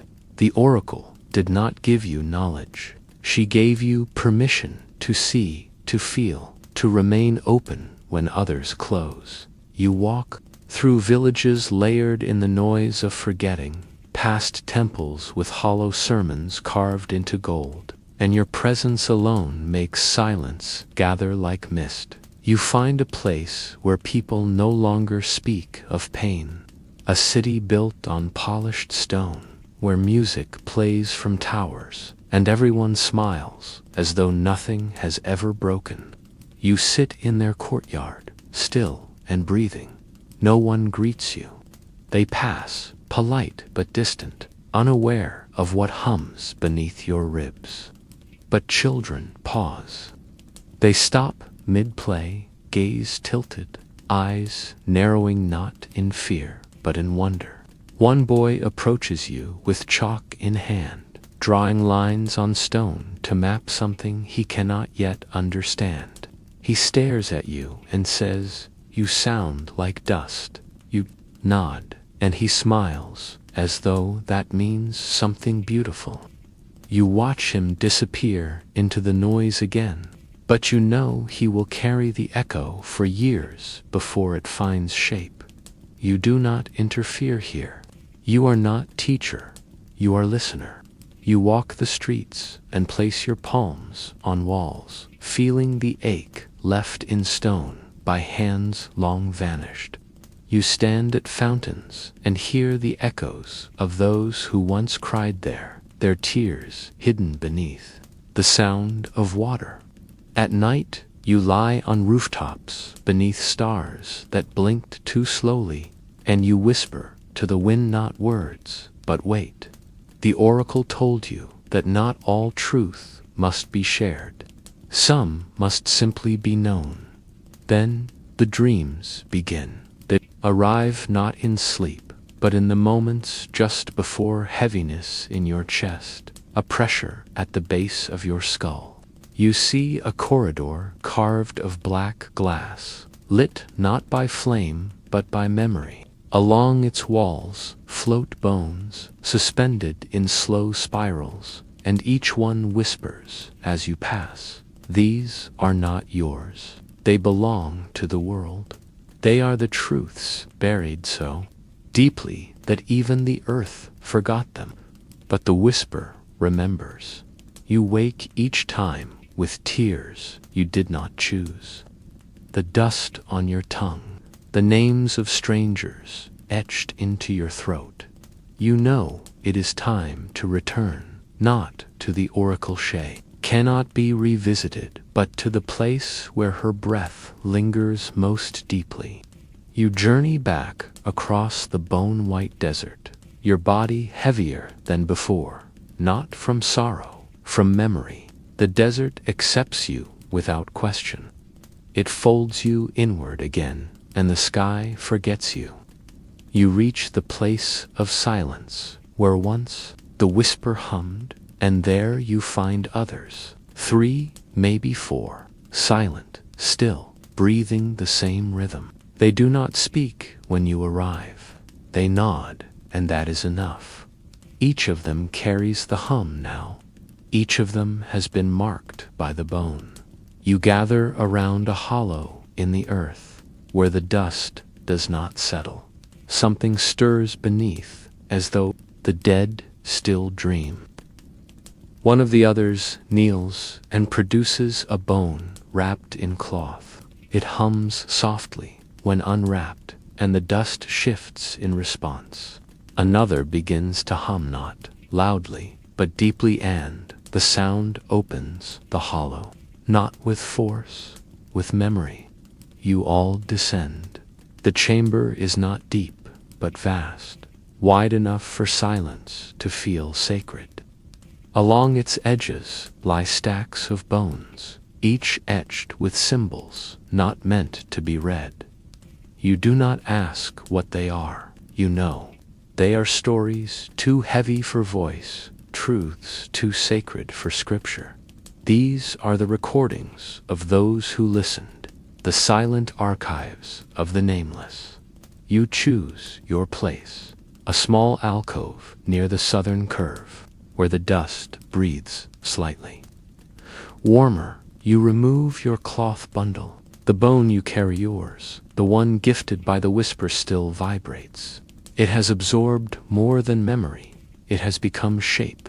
You place it among the others. You do not speak. You hum, and slowly the chamber answers. Each bone pulses once, twice, and then joins your tone. The entire hall becomes a living breath, each frequency layered atop the other, not as chorus, but as echo. You feel the weight of unspoken stories rise, regret without shame, grief without collapse, rage without fire. The hum weaves them together, wrapping them in a silence so whole it feels like shelter. You do not leave immediately. You sleep there, curled beside others who have also given their bones to the truth. You dream again, this time not of corridors, but of hands, hands touching stone, hands holding others, hands releasing grip. You wake with tears again, but they are lighter this time. You do not wipe them away. Eventually, you rise and walk again. The world remains loud, but you are no longer drowned by it. You walk through cities, burning with certainty, through temples echoing with borrowed wisdom, through halls built on declarations. You offer silence, not as weapon, as gift. Some feel it and turn away, frightened. Others pause, just for a moment. Some cry, and some follow. You do not build a path. You are the space between them, and slowly, the whisper spreads, not as message, not as revelation, but as breath behind breath. A hum too soft to notice until everything else goes still. You are not the oracle. You are the dust she trusted. You carry the silence now, and the world listens when it's ready. You walk through dusk as if it remembers your name better than you do. The world has grown quieter since the whisper moved into you. Not everywhere, not always, but in pockets, in spaces where grief once festered and no longer finds root. You feel it most in children, the way they pause in the middle of laughter and tilt their heads as if hearing something ancient calling from the breath between words. You never speak to them. You only stand nearby, letting the hum travel through the air, like pollen, like dust. You no longer carry it, you are it. The line between listener and echo has faded completely. What you once received from the bone beneath, the sand now spills from you with every blink, every breath. There are others now. Dozens scattered like ash across continents and voidways. You do not seek them. You find them in passing. A woman placing her hand on a ruined wall and weeping for a mother whose name she cannot recall. A wanderer who dreams nightly of corridors made of bone and dust, each step humming with weight. A soldier who cannot explain why he buried his weapon beneath the roots of an old tree and began walking. They do not speak the same tongue. They do not sing, but their silences rhyme. You know them by the way they stop mid-sentence, mid-prayer, mid-scream and breathe as if memory had just touched their ribs. You offer no greeting. You nod. They nod back. The archive grows without brick or scroll, expanding only in presence. The world continues, unchanged and unraveling. Wars rise and fall like lungs. Empires crumble under the weight of their own certainty. Monuments are raised to lies, and those lies are painted in gold. You walk through it all like wind through long grass, moving softly, erasing nothing, but shifting the air just enough that those who need to pause might do so. You do not argue. You do not correct. You are not a counterweight to power. You are the silence that makes power falter. When tyrants speak, your hum grows slightly louder in the hearts of their listeners. When prophets preach fire, someone in the back of the crowd suddenly remembers their grandmother's final breath. Not because of you, but through you. One day, you return to the edge of the desert where it all began. Yol-Kerith is unchanged, endless, echoless, waiting. You feel the dust pull at your feet like a memory that hasn't been exhaled yet. There is no fear, only return. You kneel and press your hands into the bone-white sand. It accepts you, folding slightly, and the ground begins to hum, not loudly, but deeply, like a drum buried beneath centuries. You feel it respond not to your presence, but to your readiness. You are no longer the student. You are not the successor. You are not chosen. You are the breath that remains. After all, language has crumbled. The dust parts. A new corridor opens, not in space, but in memory. You step into it, not as explorer, but as echo. The path leads downward, yet you feel lighter with every step. The bones in the walls no longer hum, they listen. You have become the whisper now. What you once heard through your jaw and your spine, others will hear through you. The oracle is gone. Or perhaps she was never one thing, but a pattern, a rhythm passed from breath to breath. You now carry that pattern. You now become its next form. At the end of the corridor, there is a mirror, not of glass, but of stillness. It reflects nothing, or everything. You see your face, and behind it, every grief you have held, every truth you recorded, every silence you offered when the world screamed too loud. You see yourself not as figure, but as function, not as name, but as shape. You raise your hand, and the mirror does not ripple, it breathes. You step through, there is no afterward, not in the way stories end. You walk into the world again, unnoticed, but the air shifts where you pass. The ground grows quieter. The noise of history becomes less. Certain people forget your name. They forget your face, But they remember to pause before they speak, to listen before they judge, to weep without needing permission. You find a hill one night, overlooking a city you do not know, and you sit. Your hum is almost silent now, vibrating only in the dust beneath your heels, but it is enough. A child passing below suddenly stops, looks up, and whispers something her parents do not understand.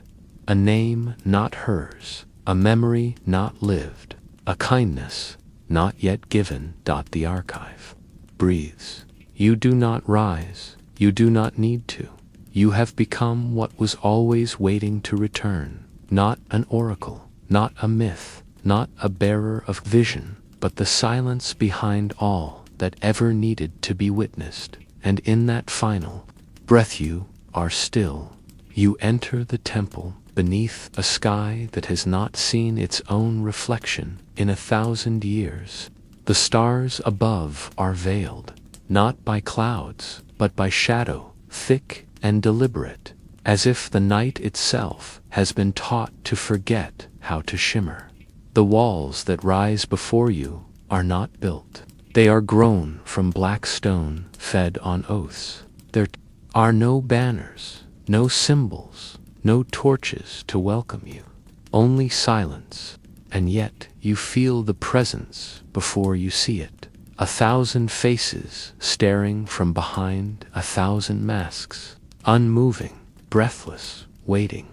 This is the cult of the eclipsed eye. They do not greet you, they do not beckon, they simply exist, and in their stillness you are already unraveling. Their masks are smooth and featureless, carved from obsidian, so black it absorbs even the memory of light. Each one reflects not your face, but your hesitation. You walk among them without direction, each figure standing as still as ruin, dressed in robes woven from the ash of burnt pages, texts forgotten, truths forbidden, histories erased. They carry no weapons. Their power lies in what they have chosen to unsee, and you, with every step, feel more of your own story slide from your skin like parchment left too long in flame. The cult believes in forgetting, not as loss, but as offering. Their doctrine is simple and brutal. Memory is the enemy of clarity. The world, they say, has been blinded by reflection, crippled by the need to name and to know. They believe the eye once watched all things open and infinite until it turned inward and drowned in its own gaze. Now, to see clearly, one must forget how to look.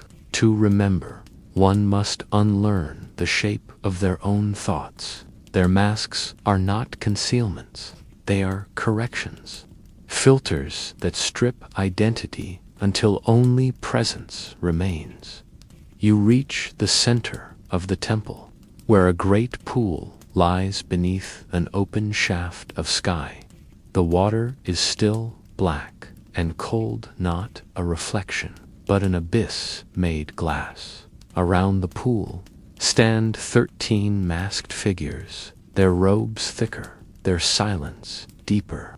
These are the circle of the unseen, the highest order of the cult, the ones who have forgotten not only their names, but the concept of naming. You are brought before them, not by command, but by gravity. The weight of what you carry calls them to you.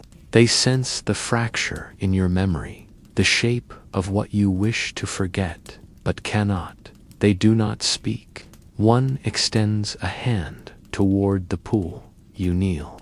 You look into the surface, and for the first time, it responds, not with your reflection, but with your memories. They rise from the black like breath on glass, a betrayal, a confession never spoken, a face you once loved and abandoned. Each one is shown not as judgment, but as weight. The more you see, the heavier your limbs become. The cult does not erase for you.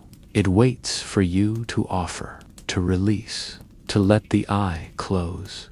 You lean forward, you whisper a name into the water, not aloud, but in breath alone. The surface ripples once, then stills. The name is gone, not from the world, from you, and in its absence, something cold blooms in your chest. The unseen nod, the rite has begun. You are led through corridors carved with invisible symbols, their meanings erased even from the stone. The walls hum softly, not with sound, but with absent stones, stripped of frequency, words stripped of spine. You arrive at the chamber of undoing. Here, the floor is glass, the ceiling obsidian. You stand between reflection and consumption. The mask bearer enters, a figure, draped in robes woven with the strands of forgotten dreams. They hold a single mask in their hands, and it pulses faintly, as if alive. This is your mask. It has waited for you since before your birth. Its shape was not carved, but remembered. The bearer does not speak. They raise it to your face, and in that moment, the chamber darkens, not with shadow, but with clarity. You feel every lie you've ever believed about yourself begin to shudder. You are not who you claimed. You are not who they named. You are not what you feared. You are only breath, wrapped in memory, now slowly dissolving. The mask touches your skin, and the world goes still. You do not see darkness. You feel light vanish. The mask does not blind. It empties. Your name is the first to go. Then your face. Then the sound of your own voice inside your mind. You fall, but not downward. You fall inward, into the space the cult calls the Eclipse realm. Not beyond, but beneath.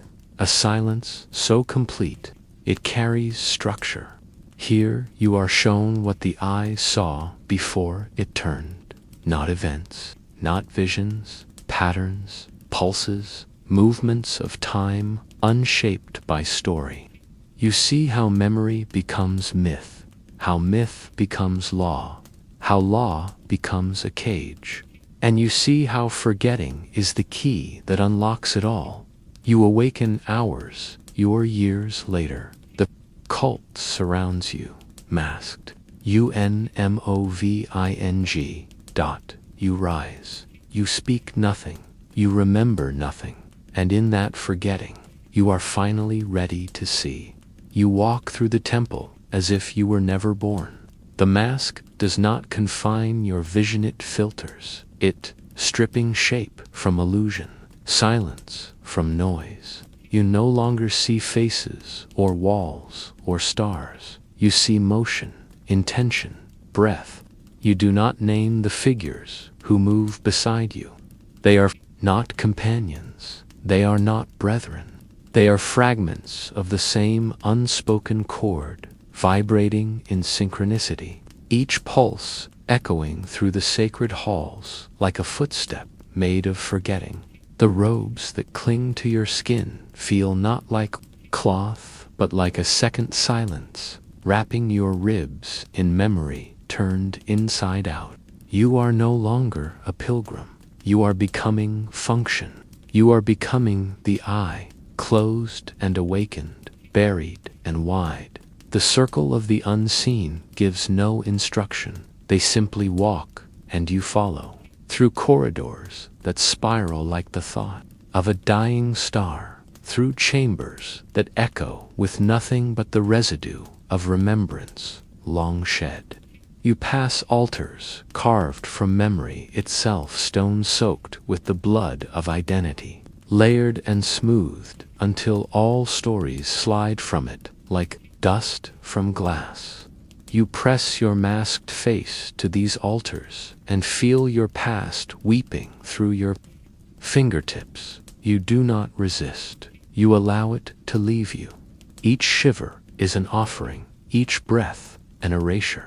The eye, they say, requires stillness, not of body, but of belief. Eventually, they bring you to the gallery of refractions, a circular chamber lined with mirrors, made not of reflection, but of silence. They do not show your form. They show the beliefs that once held you together like brittle wire. I am good. I am broken. I must heal. I am owed. I am less. Each mirror pulses with one such lie, shimmering faintly as it prepares to be removed. You are instructed to stand in the center and do nothing. Let the mirrors do their work.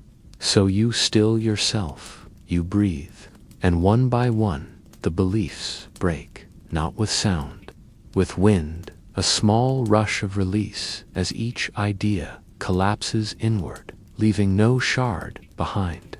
You feel them leaving your skin, your spine, your name, not violently, not with regret, only gently, like old leaves falling from a tree that no longer wants to carry them. You say goodbye to the part of yourself that feared vanishing, and only then does the mirror dissolve into shadow.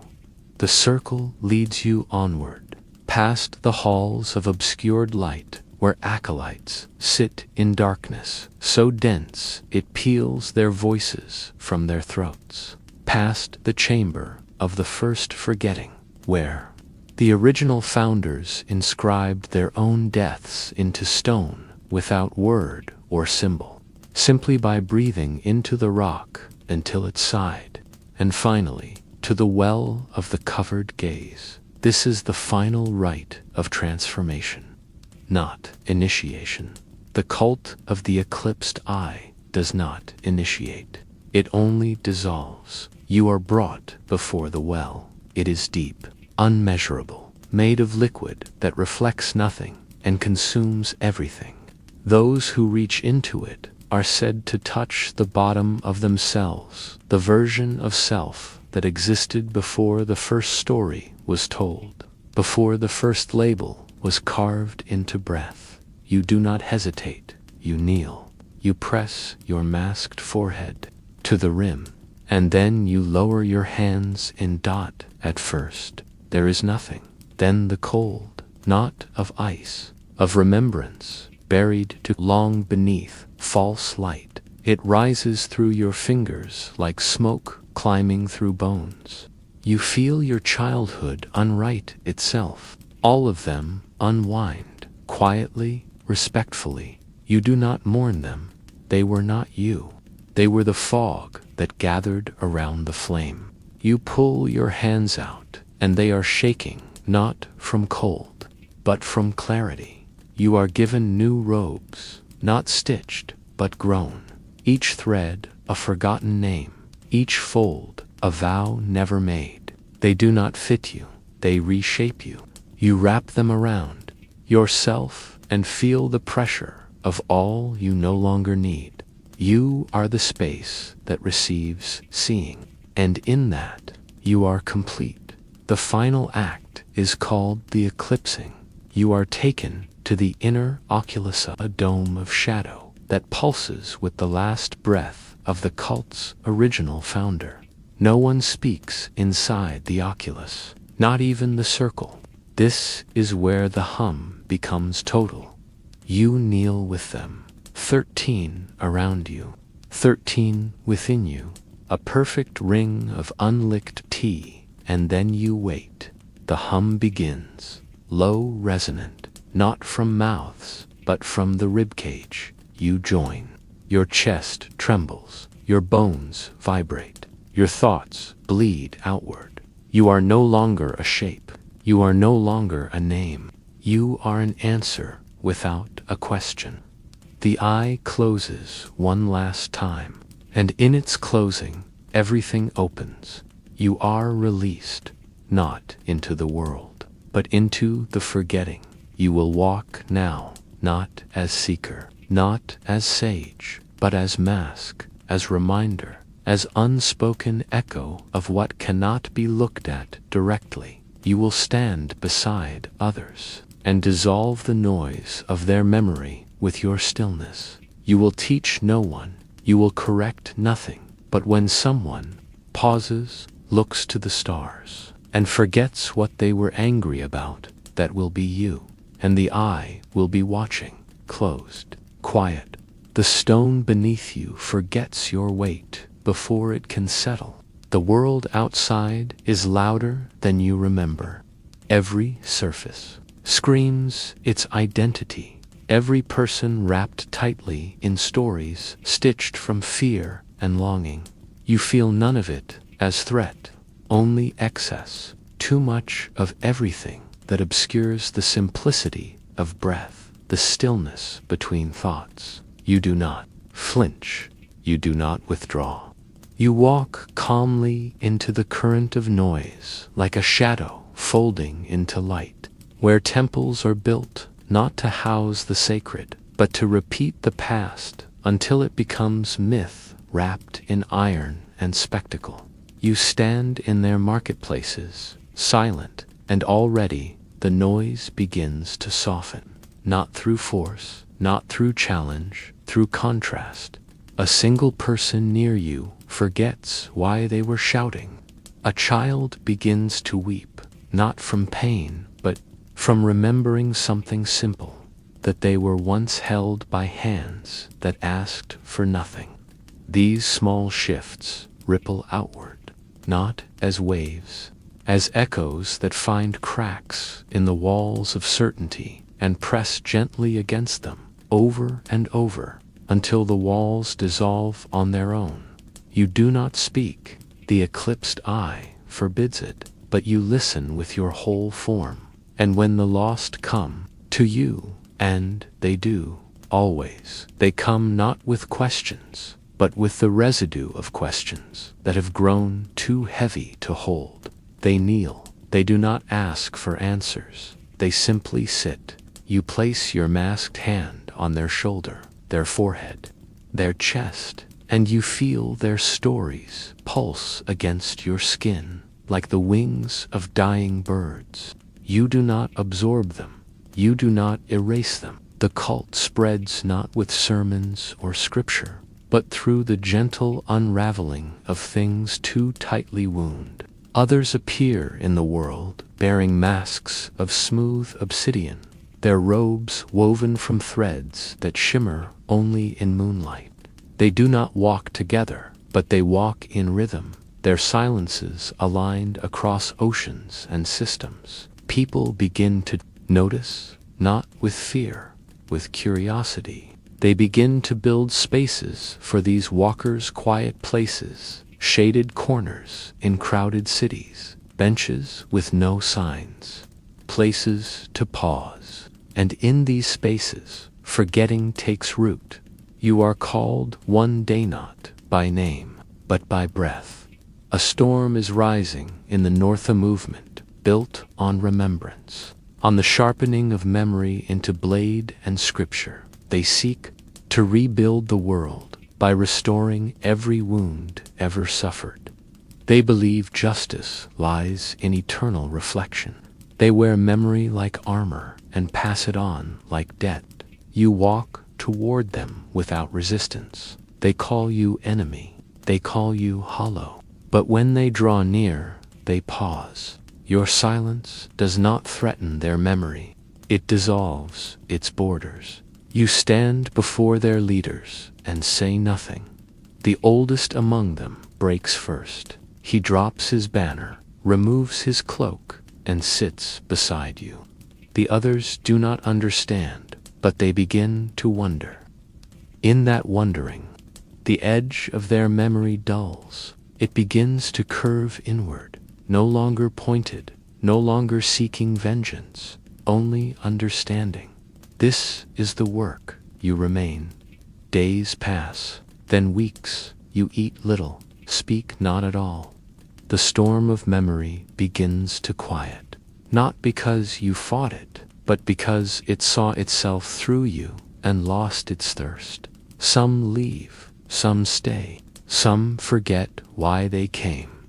You move again, across mountains etched with the names of lost, ancestors, through ruins where every stone carries 3 generations of grief, into cities where the walls whisper legends so loudly that truth has no room to rest, and everywhere you go, the mask breathes. You begin to forget even your own silence, not its presence, its origin. You remember that the eye was never one, it was many, and each bearer became a new version of the closing.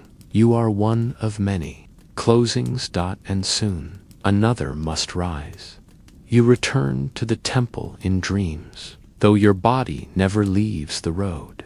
The circle of the unseen stands waiting in the oculus. They do not kneel, they do not rise. They are breath-wrapped in presence. You approach them, and one steps forward, their mask glowing faintly with an unfamiliar rhythm. You realize they are new. You realize it is time. You remove your mask, not with hands. With breath, it lifts gently from your face, like dust rising from a book never opened. You hand it to the new one. They receive it without trembling, without need, and in that moment, you feel your name again, not as burden, but as ember. You remember the first time you looked into the pool, the first name you whispered away. It returns, softly, not to stay, but to say goodbye. You walk out into the night, unmasked, unmarked, UNREMEMBERED, and you do not vanish, you dissolve into wind, into pause, into the breath taken between question and answer. You are no longer part of the cult. You are the silence that calls it forward. Wherever someone looks inward and sees nothing, but is not afraid, that is you. Wherever a name is forgotten without sorrow, that is you. Wherever the world forgets itself, just long enough to breathe, that is the eclipsed eye. Closed